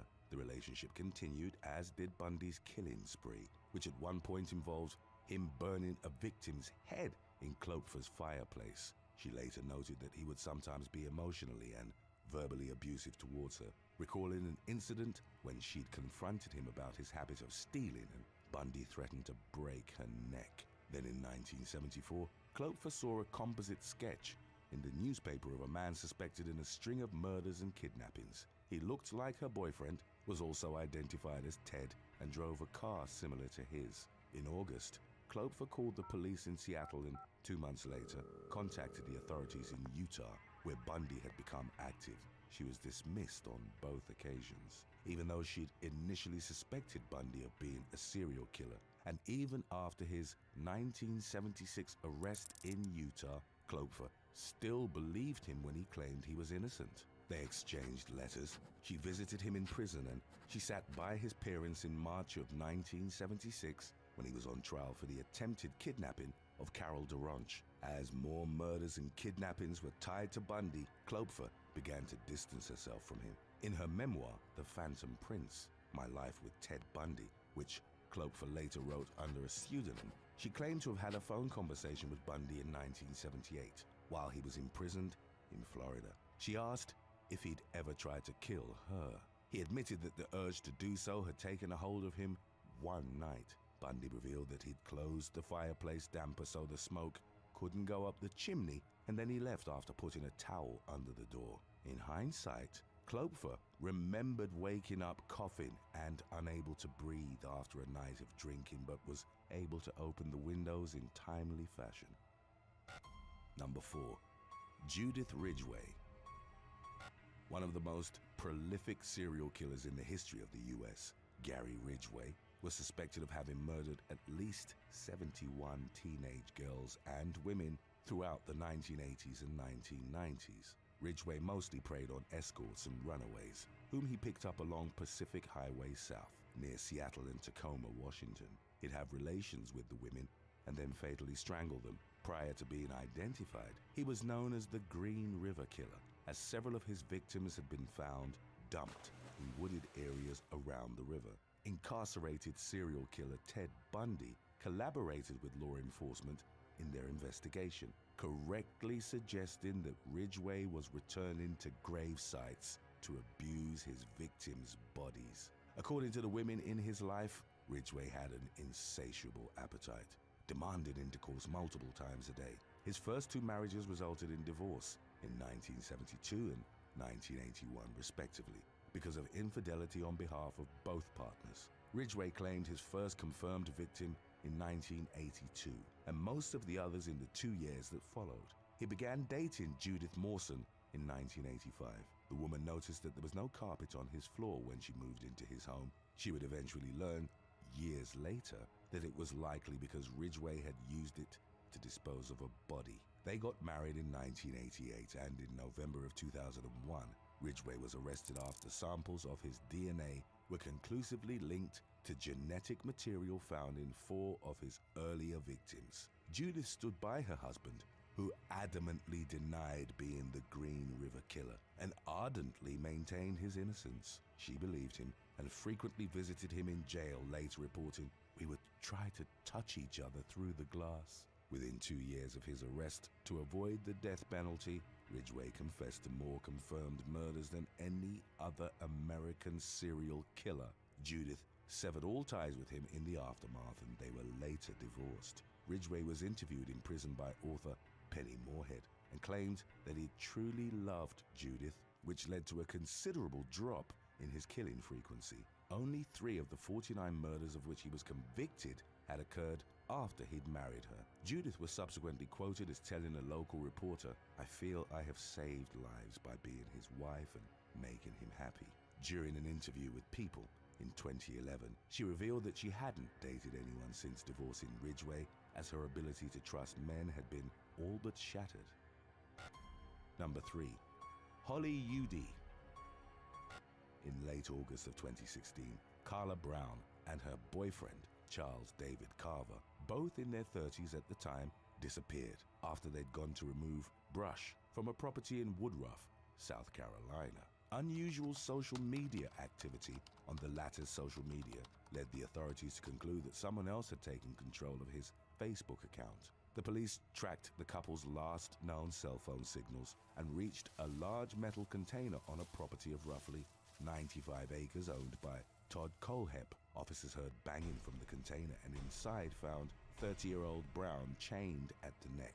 Footage of her rescue was picked up by media outlets around the world. The woman had been held captive by Kohlhepp for 65 days, a period during which he'd abused her multiple times on a daily basis. Kohlhepp had gunned down Carver in front of her and further deterred Brown from escaping by showing her the bodies of other victims on his property. They were later identified as married couple Johnny Joe Coxey and Megan Lee McCraw Coxey, residents of Spartanburg, who'd been missing since December the 22nd of 2015.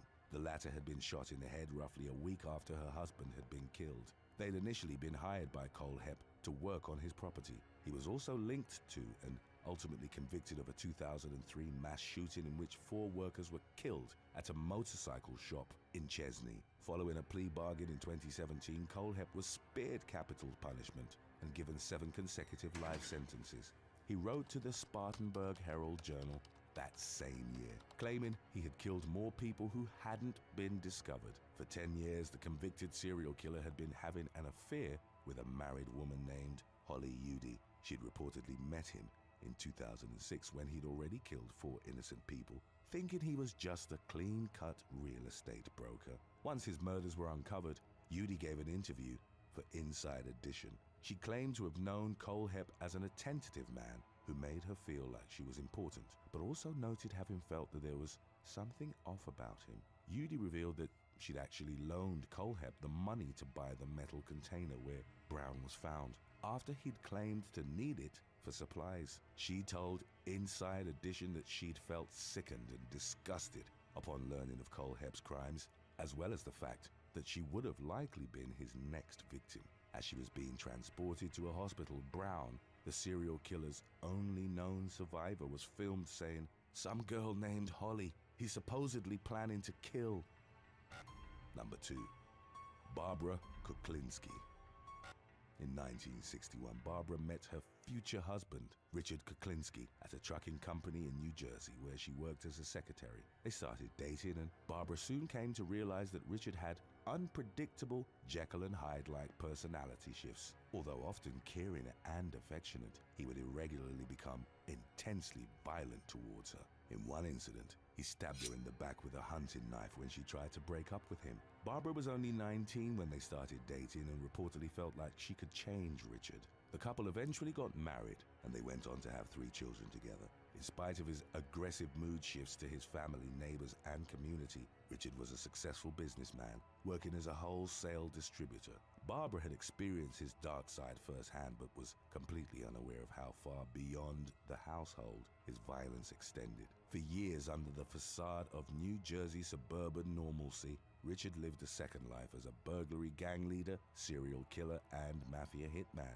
He'd first killed in his early teens when he beat a childhood bully to death in Jersey City. In his early 20s, he was reportedly contracted by the mafia and, by his own account, carried out hits for all 5 families, with the Gambino family being his earliest employer. Richard came to be nicknamed Iceman by law enforcement because he'd purposefully freeze his victims in an attempt to disguise their time of death. Standing at 6 feet and 5 inches tall while weighing close to 300 pounds, Richard was an intimidating presence, and his murderous methods varied from manual strangulation and bludgeoning to using blades, ice picks, explosives, firearms, or poison. He was arrested on December the 17th of 1986, following an undercover investigation lasting 18 months. The Iceman was definitively linked to 5 killings for which he was given 5 consecutive life sentences. In subsequent interviews, which formed the basis of 3 HBO documentaries, Richard claimed to have killed well over 100 people, although some of his contract hits and affiliations have been disputed. When his crimes came to light, Barbara compared the reveal to being struck by a lightning bolt. She told a media outlet, "I was married to a monster, and I didn't know it." She and Richard got divorced in 1993, and he died in prison in 2006 at the age of 70. Number 1. Paula Rader. Kansas woman Paula Dietz married a man by the name of Dennis Rader a United States Air Force veteran, on May the 22nd of 1971. Within months of meeting him, they moved to Park City, a suburb of Wichita, and built a life together. Paula never suspected that Dennis long harbored twisted fantasies that involved binding helpless victims and tormenting them for personal gratification. On January the 15th of 1974, within less than 2 months of the birth of his son, Dennis acted out on his dark impulses. He broke into the Otero household in Wichita, killing 4 family members in gruesome fashion. In the years that followed, Dennis claimed 6 more victims and engaged in taunting communication with the media and law enforcement, mocking and revealing details about his killings. In one of his letters, he proposed several nicknames for himself, including the one that eventually remained, BTK, short for Bind, Torture, Kill. Wichita officials announced they were dealing with a serial killer after Dennis's second letter, and his notoriety as BTK grew. At home, however, he was a church president, caring husband, and loving father of 2. His daughter was born in 1978. In March and December of the previous year, Dennis had killed 2 women, Shirley Vianne Relford and Nancy Fox. Ironically, Dennis's day job from 1974 to 1988 involved installing security systems in many cases for people concerned over BTK. At one point, Paula found a disturbing poem he'd written and entitled Shirley Locks, a line of which read, "Thou shalt not scream, but lay on cushion and think of me and death." Dennis was taking college classes at the time and simply dismissed it as a creative writing assignment. Paula thought nothing more of it, but did note his spelling was just as bad as the one found in BTK's publicized notes. By 2004, Dennis had effectively gotten away with 10 murders, having claimed his last victim in 1991. He then decided to resume communication with the media and law enforcement, leaving behind evidence which directly led to his arrest in February of 2005. In the immediate aftermath, Paula reportedly told the police that he was a good man who would never hurt anyone. She ultimately cut off all contact with him when he pleaded guilty to 10 murders in June of 2005. Within a month, she was granted an emergency divorce. Paula was left suffering from post-traumatic stress disorder after unknowingly being in a 34 years long relationship with one of the US's most terrifying serial killers. Thanks for watching. Would you rather find out that your significant other was a serial killer, or that they were cheating on you with one of your family members? Let us know in the comments section below.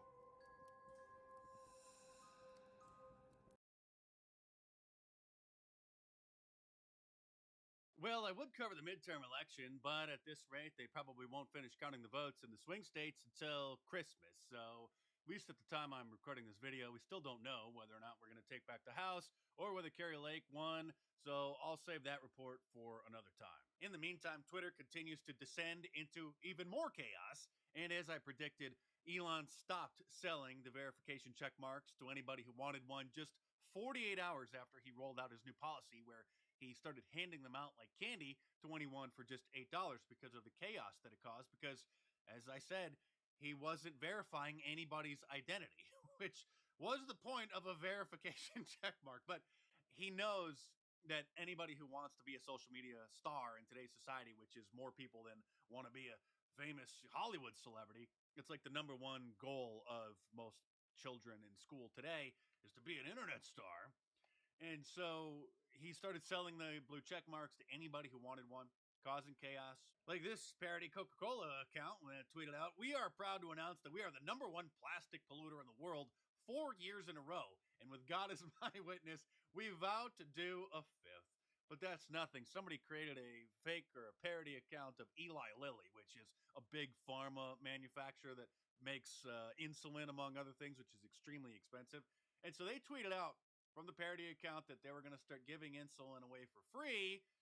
And then the stock fell 4.3%, which is actually like millions or hundreds of millions of dollars. It may actually not be attributed to that tweet. There were other factors at play as well, but it certainly isn't a good look. A parody Lockheed Martin account, which is a big weapons manufacturer, tweeted out that they will begin halting all weapons sales to Saudi Arabia, Israel, and the United States until further investigation into their record of human rights abuses. Now that is funny. But the fun, sadly, may be coming to an end. I'll get into that in a moment.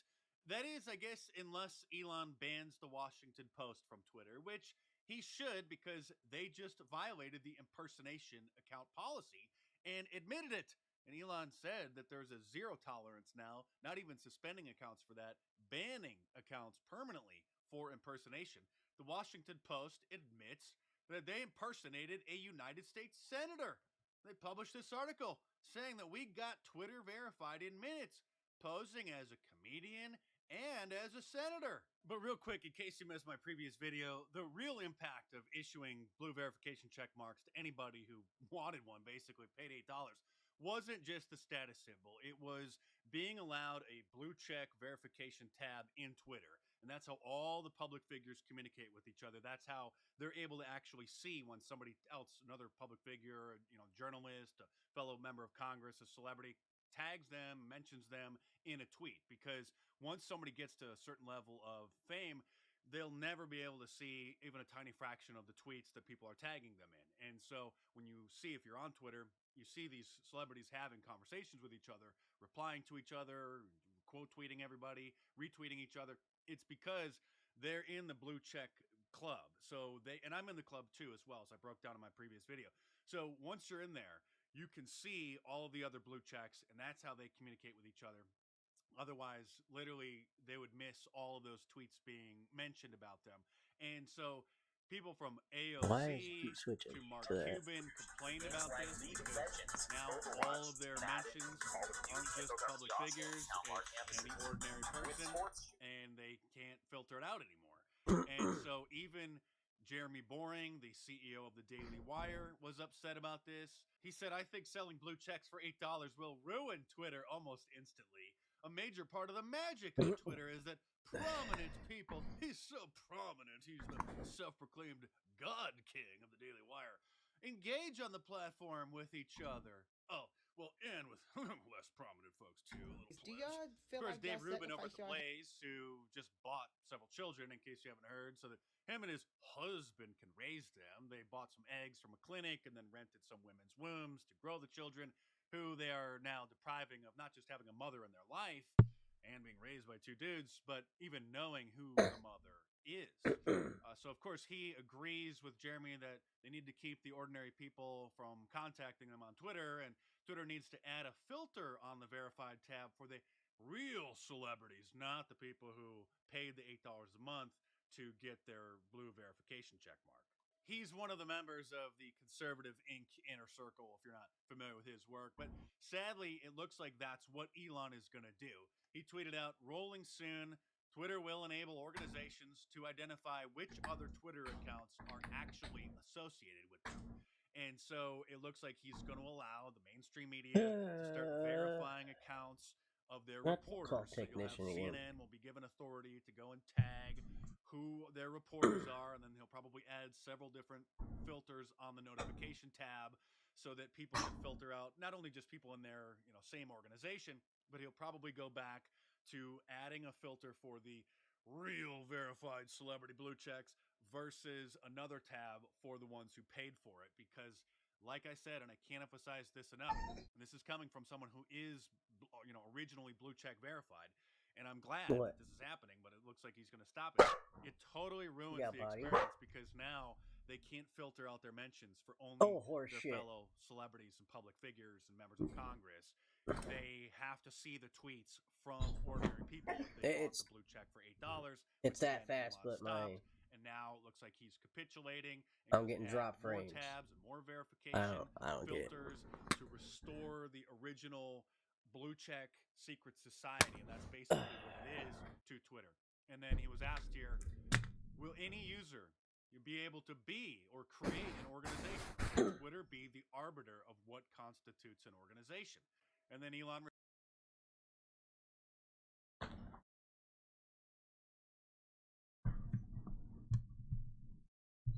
I'm coming. Jeez.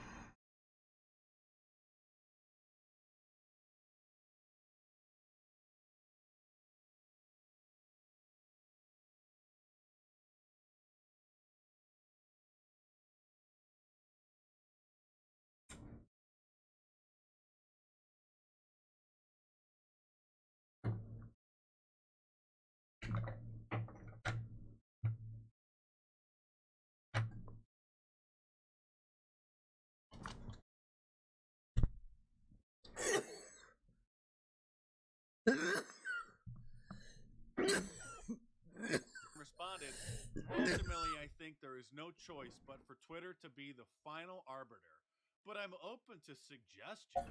This meme, I think, perfectly illustrates what happened to Twitter, and Elon is in over his head. He really doesn't know what he's doing, and a lot of the Elon fanboys think that this is part of some big master plan, and if Elon got his, you know what, snagged in his zipper, they would think that that was part of some grand plan that he was working on. He had no idea what he was getting into. This isn't 2008 social media. This isn't a neat new tech that allows people to communicate with their friends and interact with celebrities. This is the engine that drives the culture and the news cycle, and it's been taken control of by the liberal industrial complex, and everybody was expecting Elon to hand the power back to the people, and when he did that with the blue check marks for, you know, $8, then that came to an end within 48 hours. In fact, Elon got He's not really thinking fact-checked things by through. his own company, Just going there through like a the maverick and just Birdwatch making feature, decisions. which Like, is a sort of bro. crowdsourced fact check where certain accounts are given the Be a board of authority to directors, then first of add all. notes and context to certain tweets.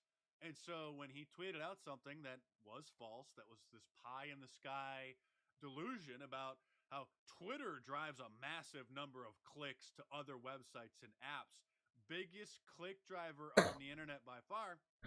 No, as the crowdsourced fact check actually accurately pointed out, the reverse is true. Twitter drives 7% of web traffic referrals. Facebook drives 74%. Pinterest drives 7%. So Pinterest is just as powerful of driving traffic to websites as Twitter. And so what did Elon do?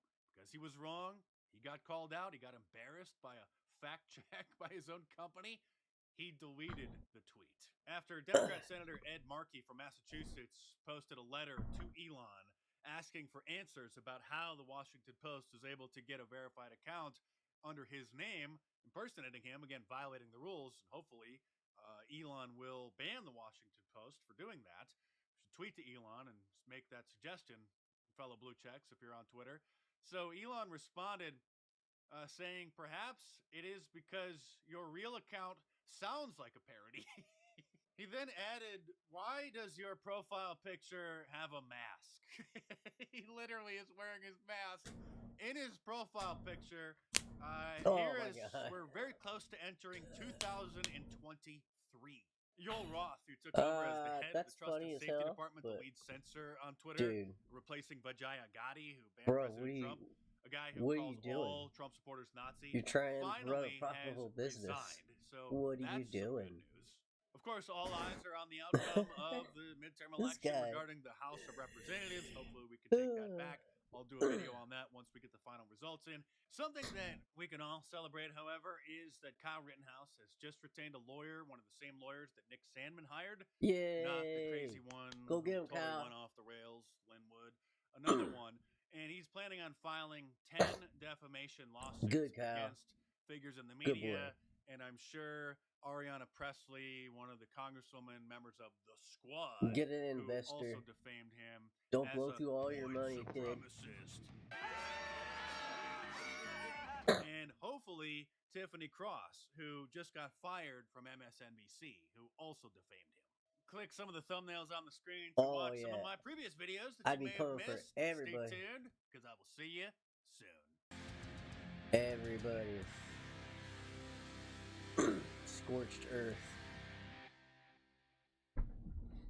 I'm getting my money. Ooh, gameplay trailer.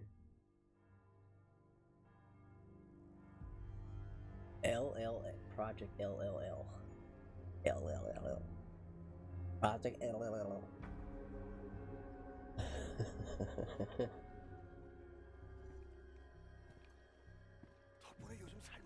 Project. 구해주셔서 감사해요. 고생이 많으십니다.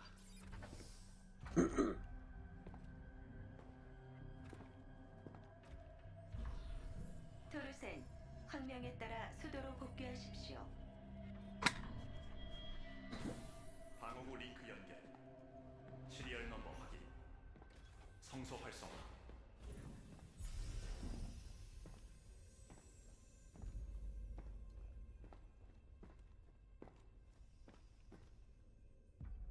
목적지 설정. 콘스탄티노플. 전송 준비가 Hey, I understand 완료되었습니다. that.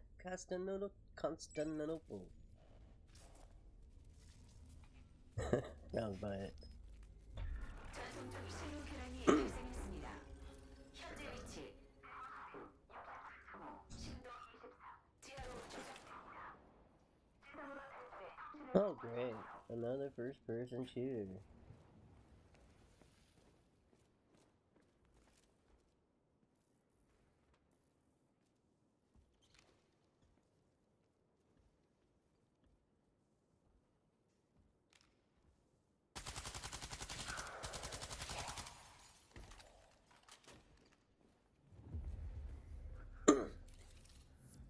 No!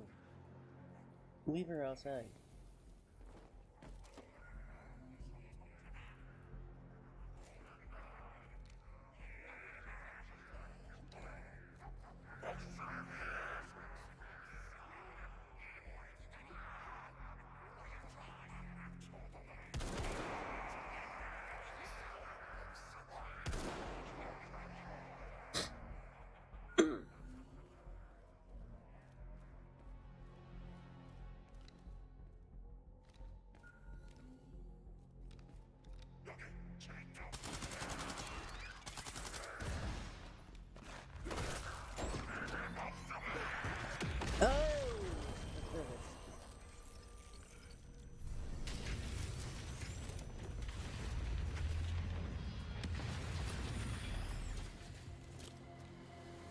What?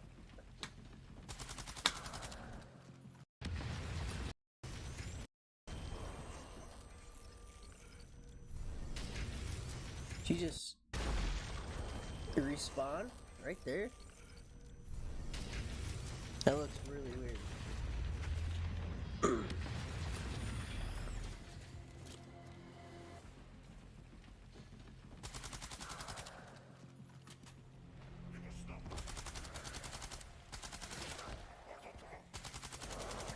We need our stealth game.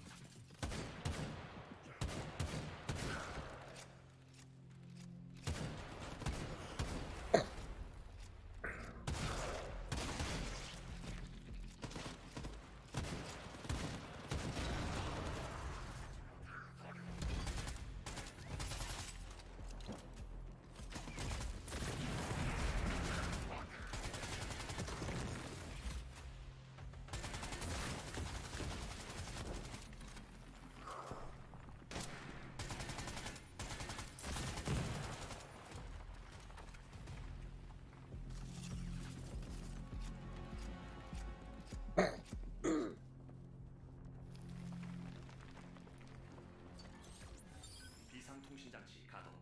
정보 접근 권한 회복. 현재 상황 코드 1. 올드원 통신에 대한 보안 위협 상황이 발생했습니다.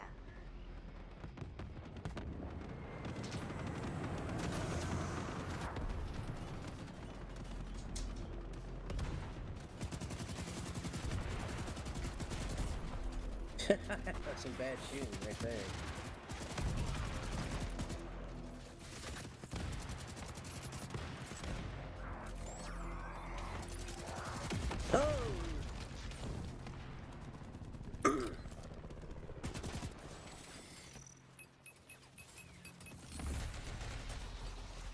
Oh, that was cool.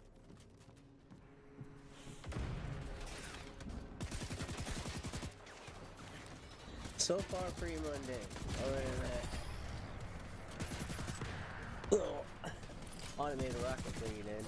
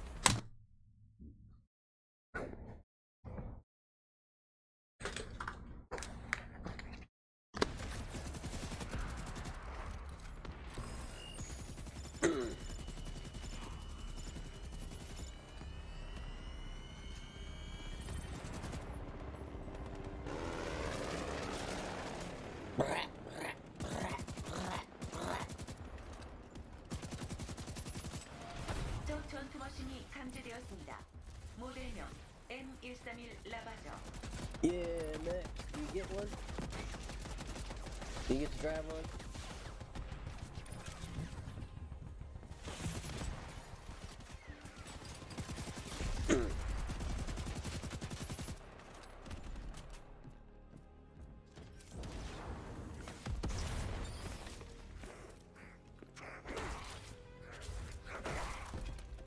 목표 지점을 확보했습니다. 해킹 시퀀스 가동합니다. 암호화 연속 신호 해독 중입니다.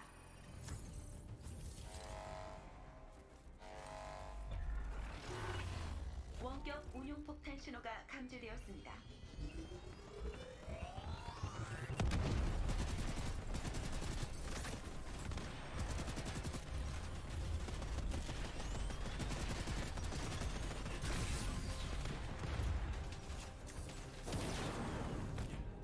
적 기체를 분석합니다. 잠금 해제 Oh, 프로토콜 oh, you get it. Oh, you get the. Oh shit! Oh shit! Mech time, baby. Yeah. Destroy. Shoot them all in the face. Oh.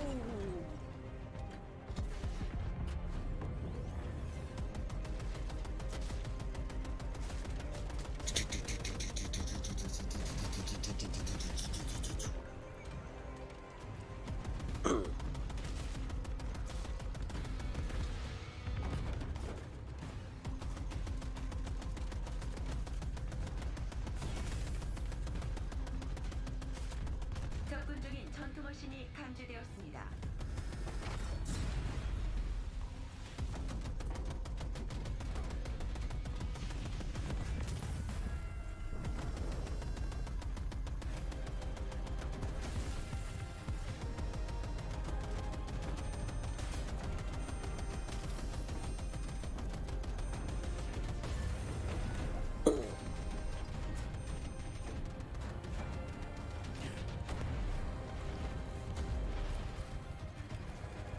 No.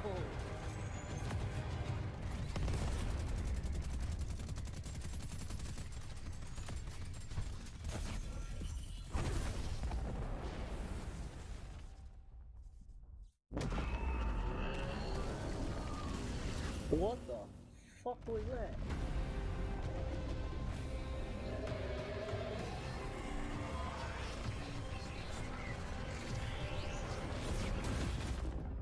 Whoa. But then, that looked kind of cool.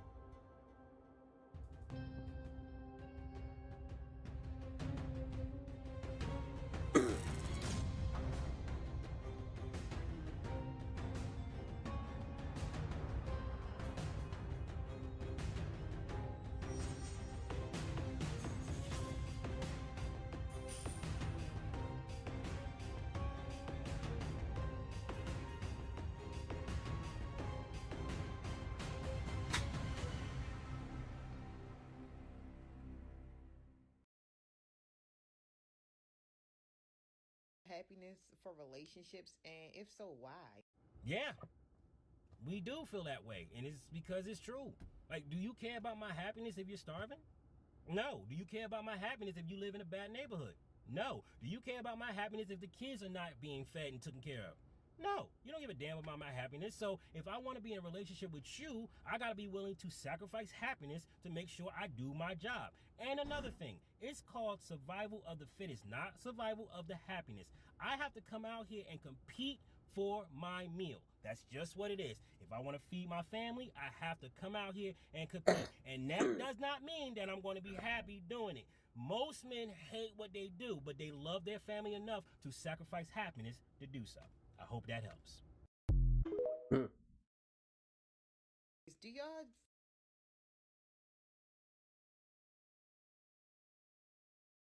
Glad I don't have kids.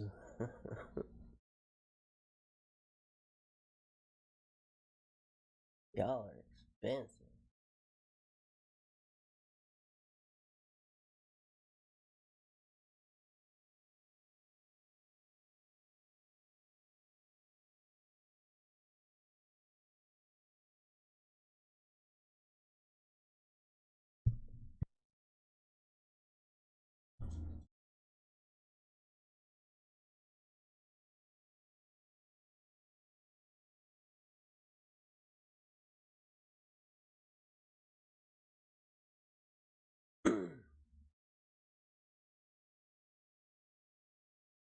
Hello indie game fan, solid week of new indie games beginning with We Who Are About to Die, a third-person action roguelite where you play as a gladiator entering the arena in search of glory. There is a physics-based combat system and you're rewarded based on the entertainment factor with a meta structure and progression as well, and is from a solo developer which is very inspiring.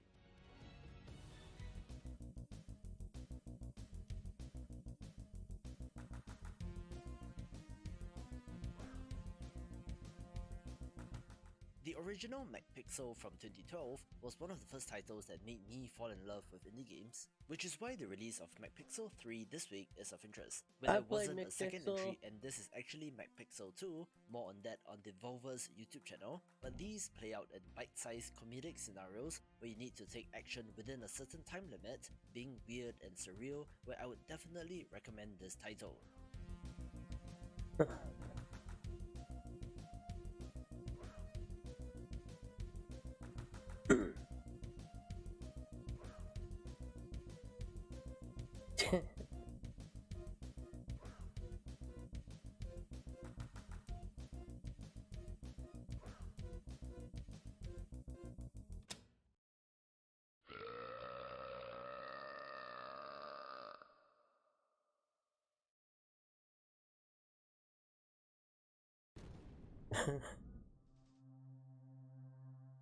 This video is brought to you by Noko, an amazing looking pixel art point and click adventure game with a unique southern gothic setting, getting console releases on PlayStation 4 and 5, as well as Xbox Series X, S and Xbox One later this week. In case you missed it, this released on PC back in March this year, having gotten a great critical reception for the quality of this game.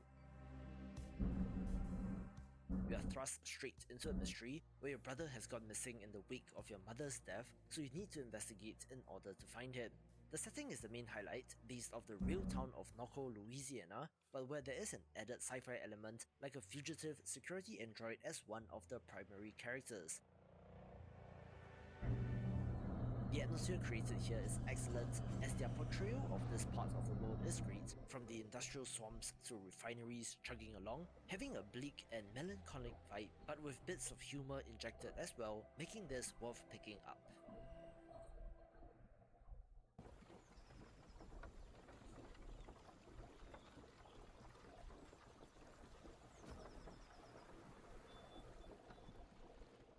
If you love city builders like me, Ballads of Hongye will be of interest, having you in the role of a local magistrate in ancient China, running the city to the best of your ability. 小孩，小孩，你别查，我的爸爸就是大巴州夫子天，哩哩啦啦23。 The gorgeous visuals really struck me, with fantastic 3D buildings and objects, combined with a slick interface and UI which uses hand-drawn art not pictured in this trailer, but I hope that the systems are deep enough for this to be enjoyable. 上熬一酒，初一、初二满街走。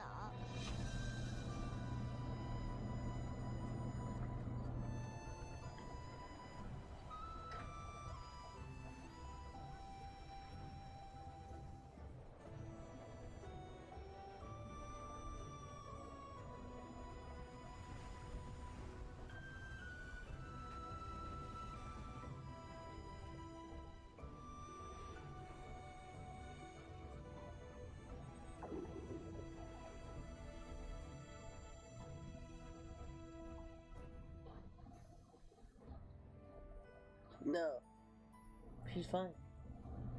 No. No, I know she's out there. Join us in building She's the fine. future with She's not Flat barking. Eye, our brand new all-in-one gas stations now opening in locations near you. There are quite a number of Stop. management She's sims fine. this week, including Flat Eye, She can be one where you're outside. put in She's charge not of a baby like futuristic you. gas station That with an needs to added be focus inside on right away. choice-based narrative, which is different. The cel-shaded look She's is not a little awesome, baby but like the you. facility is owned by a dystopian She's big tech fine. company that loves AI, so it does set things up to be rather intriguing. AI, developed by the iLife Corporation. The AI will be able to make predictions of human behavior from the data you collect from our customers. This will help you to better equip your station to match their needs. A mutually beneficial relationship. At your disposal will be the many tools, perks, and upgrades that you'll be able to unlock with your hard work. It's up to you to turn this isolated station into a profitable flagship store. Join us now through our new application portal. It's easier than ever. Flat Eye, shaping the future with you.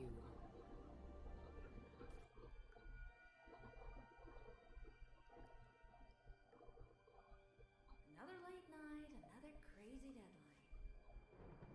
Oh yes, the Bendy too. Or what was it called? Ink something. Had Bendy in it. Damn it. It was good. What's wrong with me? Children of the machine. For 211 days, you've lived without the ink demon haunting your steps. I banished him away. In return, I ask just a little favor. Reminds me of There is a stranger. Bring her to me. BioShock. Honestly, the Bendy fandom is too big, so Bendy and the Dark Revival cannot be ignored, where this first-person survival horror game kind of gives off BioShock vibes. Almost everyone here either can't speak or they're completely mad. No one wants you! I'm not gonna hurt you. Looked like you needed some help. Don't touch me. Above everything else, stay away from the ink demon. What's an ink demon? He likes to smile, and he kills anything that moves. Here goes nothing.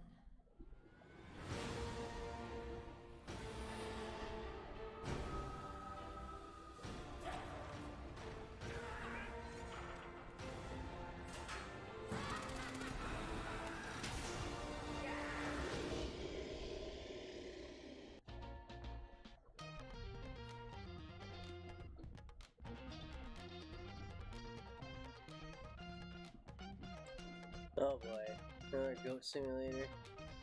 Bigger games begin with Goat Simulator 3, the sequel to the wacky physics title from 2014.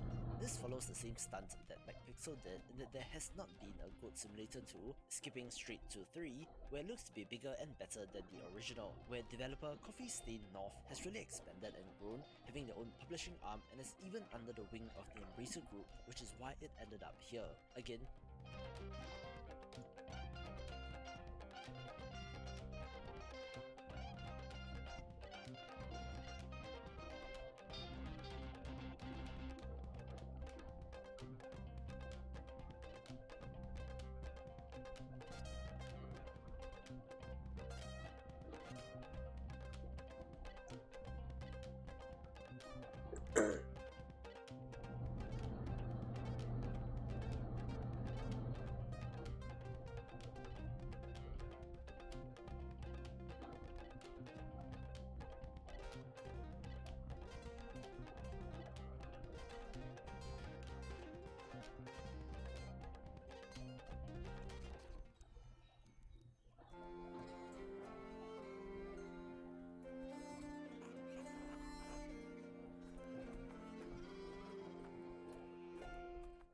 those of you new to the channel, the bigger game section lets me talk about non-indie game releases of interest, which can extend to AAA studios like Obsidian Entertainment, which is now under Microsoft, but the most curious thing about Pentiment is the visuals and genre, looking like an indie game and is not something that I expected to come out from the studio. So it's interesting to see Xbox allowing their developers to make weird stuff, which is where the innovation comes from, but this medieval adventure game looks absolutely charming.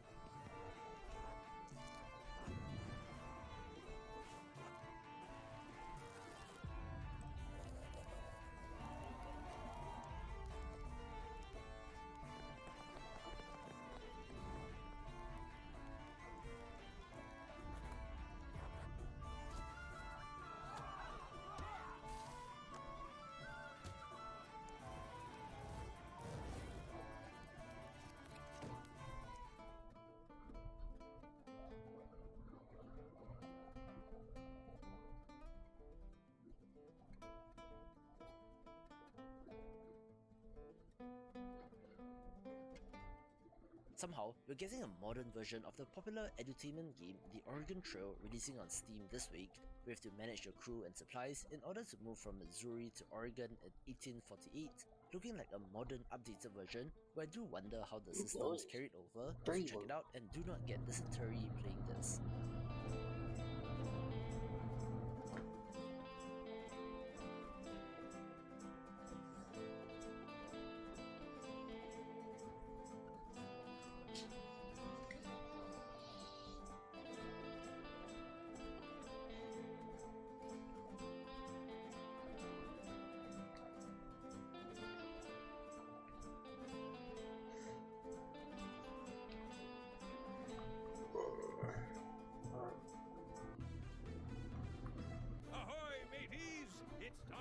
Set sail and explore the seas for adventure.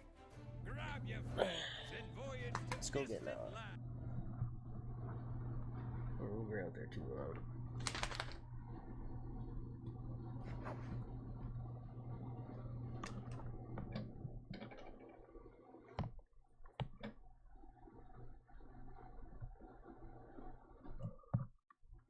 There she goes. There she's barking.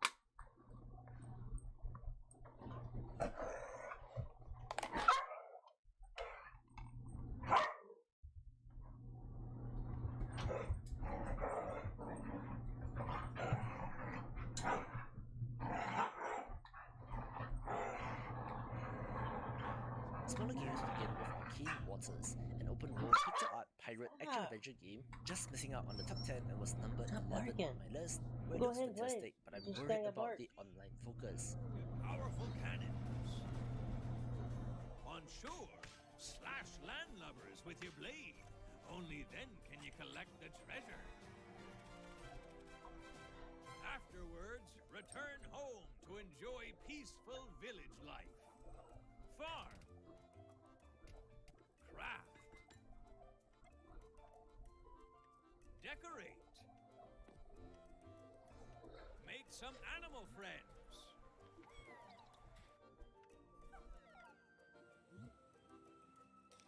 Or not. Form a guild with your friends. Build community farms and grow your guild's empire. That's cool. Or how about battling in huge PvP arenas? How about it? That'd be a taste of the swashbuckling adventure that awaits ye in Arcane Waters.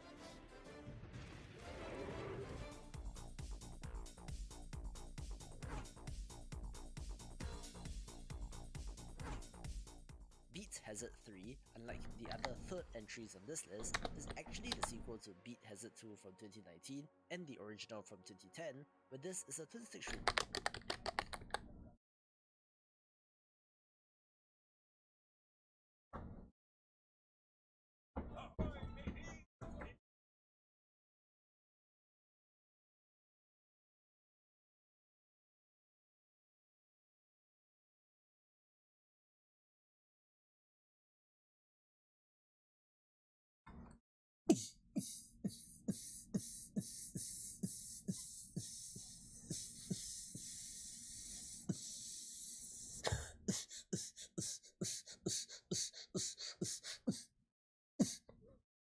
I played that, there's a lot going on the screen. Shouldn't be playing if you're playing from the C-Series. Oh, this looks good. Bound by Blades.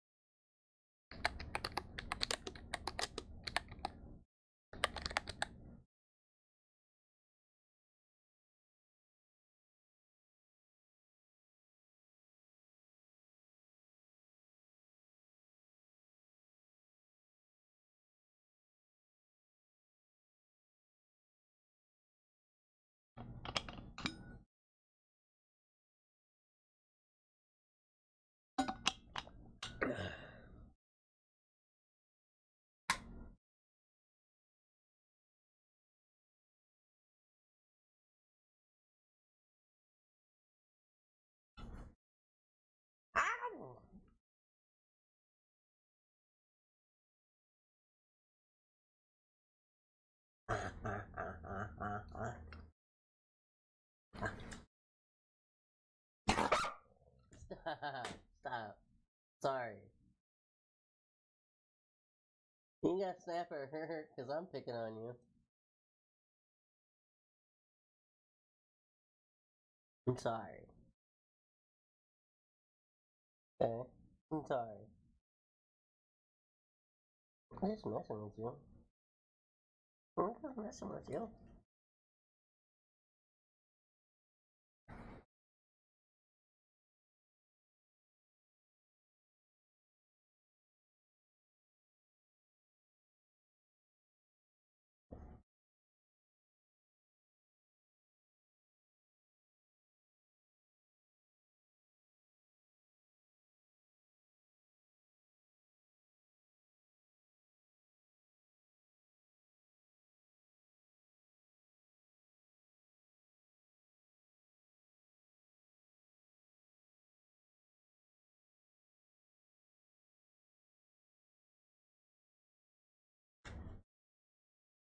Oh boy. Yeah, damn it.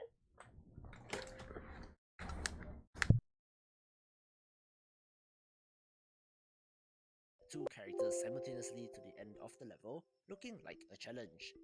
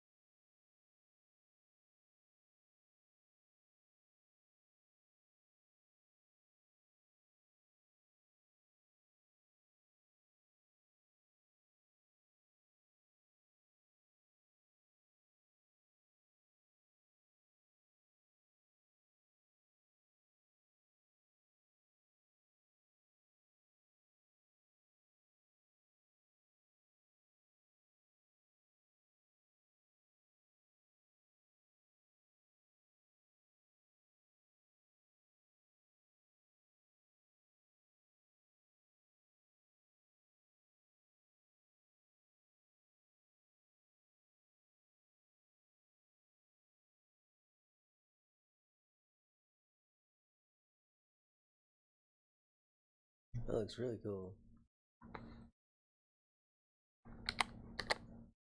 By the sheer chaos. Of the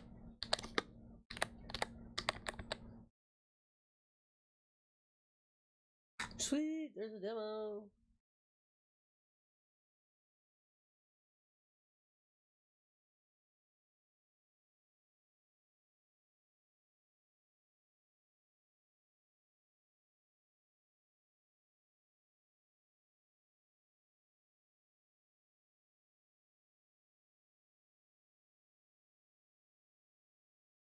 I must have already downloaded it.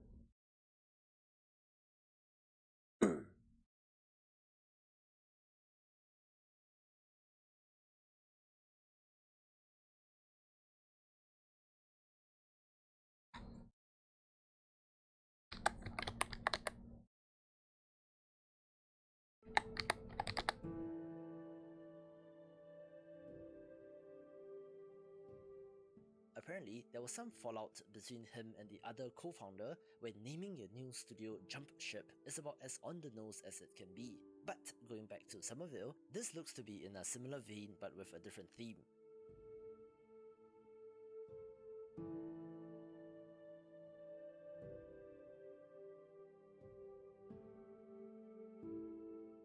It is set in some sort of sci-fi apocalypse, but is more grounded with intimate repercussions, where this trailer features rather prominently a family complete with dog and kid, so I hope that nothing bad happens to them, but that might not be the case, where this has been in development since 2017, so I am quite curious about this.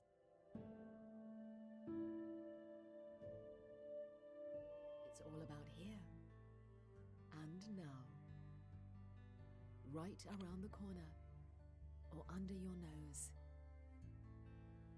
Behold, a world unfolds as pretty and ugly as your real one, populated with people you feel familiar but don't really know.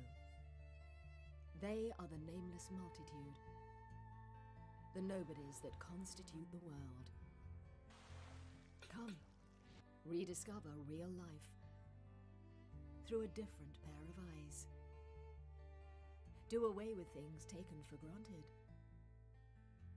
Feel the thriving and struggle of lives, experienced in so many perspectives. A title that I did not see coming is Nobody the Turnaround, a survival life sim title set in a parallel world that is kind of like ours, where you play as a character struggling to survive, playing as a quote-unquote nobody, working menial jobs, trying to overcome your circumstances and to turn your life around. It does seem to be set in some sort of approximation of Hong Kong if I'm reading things right, or maybe that's just because I watched some YouTube videos recently on the vast income inequality there and their housing crisis, but it looks fairly poignant and impressive for a life sim title that is not your typical farm simulation RPG.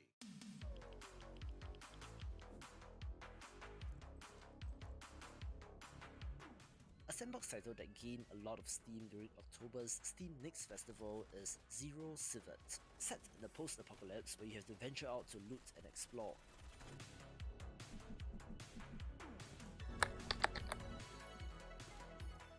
Shooting looks awesome and seems to have compelling progression systems with a home base to upgrade, where you can see this joining the ranks of the best sandboxes out there.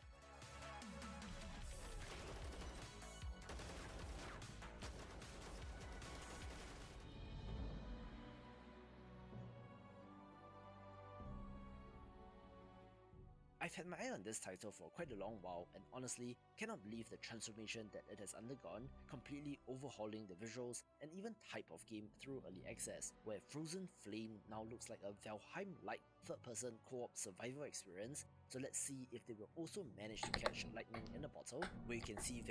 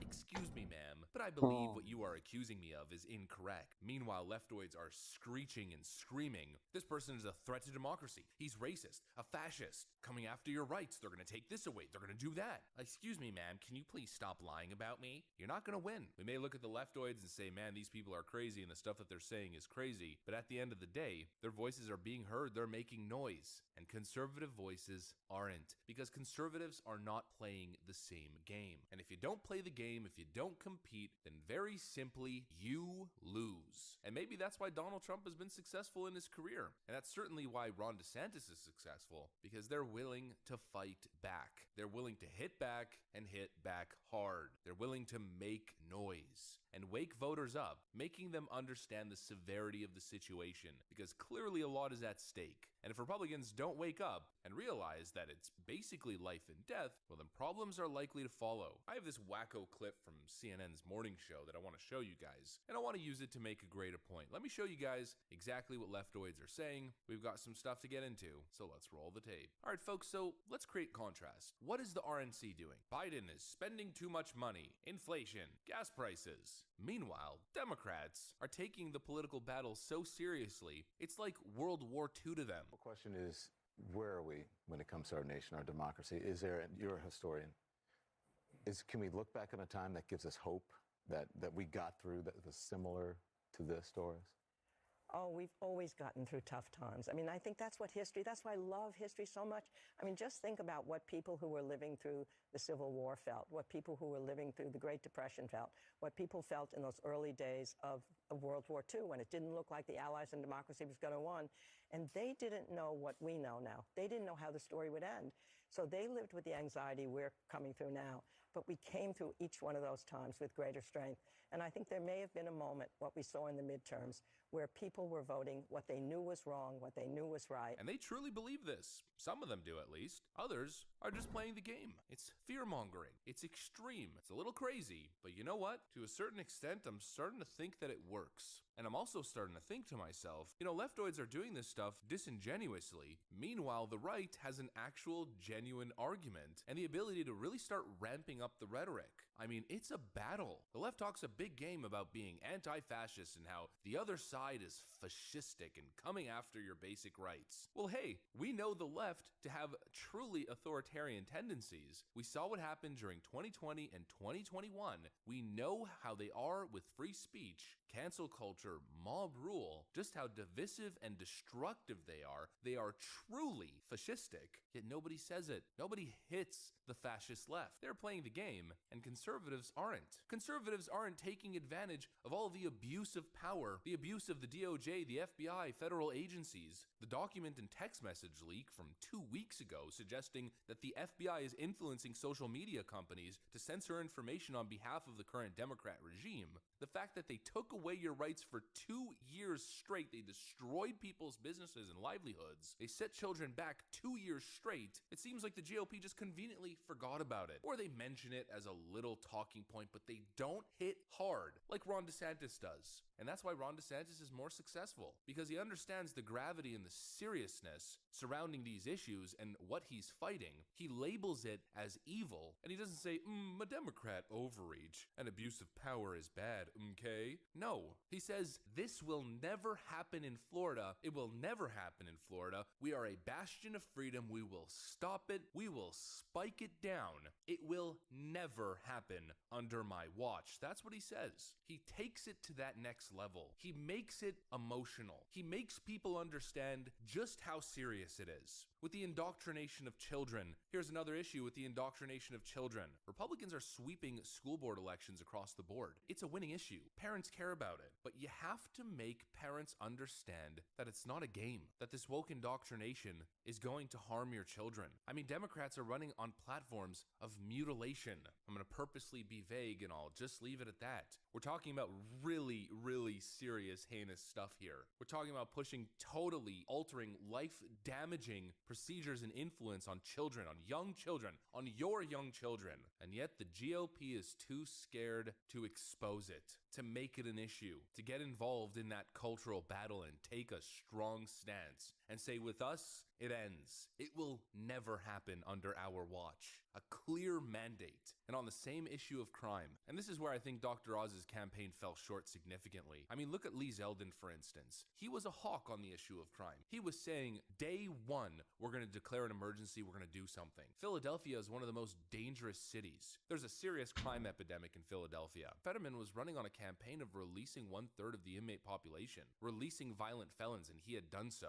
Where was Dr. Oz hammering this issue? The guy was soft, and he was putting out these milquetoast, grade school style campaign ads instead of looking at the voters and saying, this guy is a nutcase. My opponent has lost the plot. We are going to stand up for you. We're going to do the right thing and we're going to clean up these streets. In certain areas in Philadelphia, it looks like a damn third world country. And Dr. Oz didn't know how to package a strong political message that got people serious about the issues and make people say to themselves, you know, this man is the man for the job. And that's the problem over and over again. Democrats look at voters and say, you're under threat. Society is going to collapse. It's going to be nuclear war if Donald Trump gets elected. You're going to lose your rights. They're going to come after contraception. They're going to do this. They're going to do that. We're going to stand in front of them. We're going to stop them, is what they tell you. Maybe all lies and propaganda and misinformation, but at least it's a political message and at least they stand for something. The GOP doesn't seem to stand for anything. I mean, with everything that's gone on for the last couple of years, with voters angry,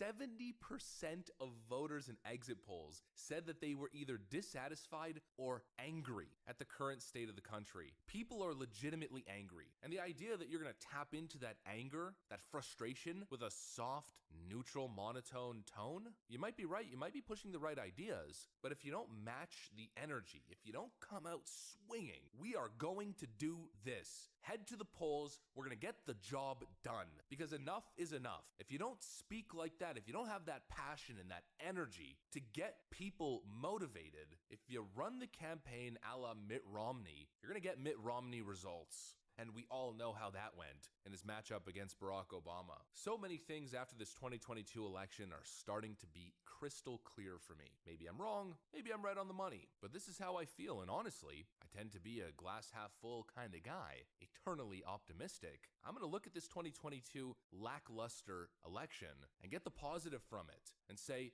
what is the step forward? What's the next move? This is what I'm thinking. It's time to get serious. The Democrats have been serious. Republicans, Republicans haven't, at least outside of Ron DeSantis and Donald Trump, and of course Kerry Lake. Some other figures as well, but of course those are really the political superstars, the firebrands, the people with charisma, the people who are hitting hard, and it's no wonder they gain so much momentum as political brands. It's time to mobilize people. It's time to get people enthused, and the only way you do that is not with empty suit Jeb Bush politics. It's with a hard-hitting message that gets people excited. It's time to match the Democrat energy. But of course, that's just my opinion. That's what I got for you guys. Hopefully you enjoyed this video. If you did, make sure to leave a like and possibly subscribe to the channel. I'm gonna get out of here. Thanks for watching, and I'll see you.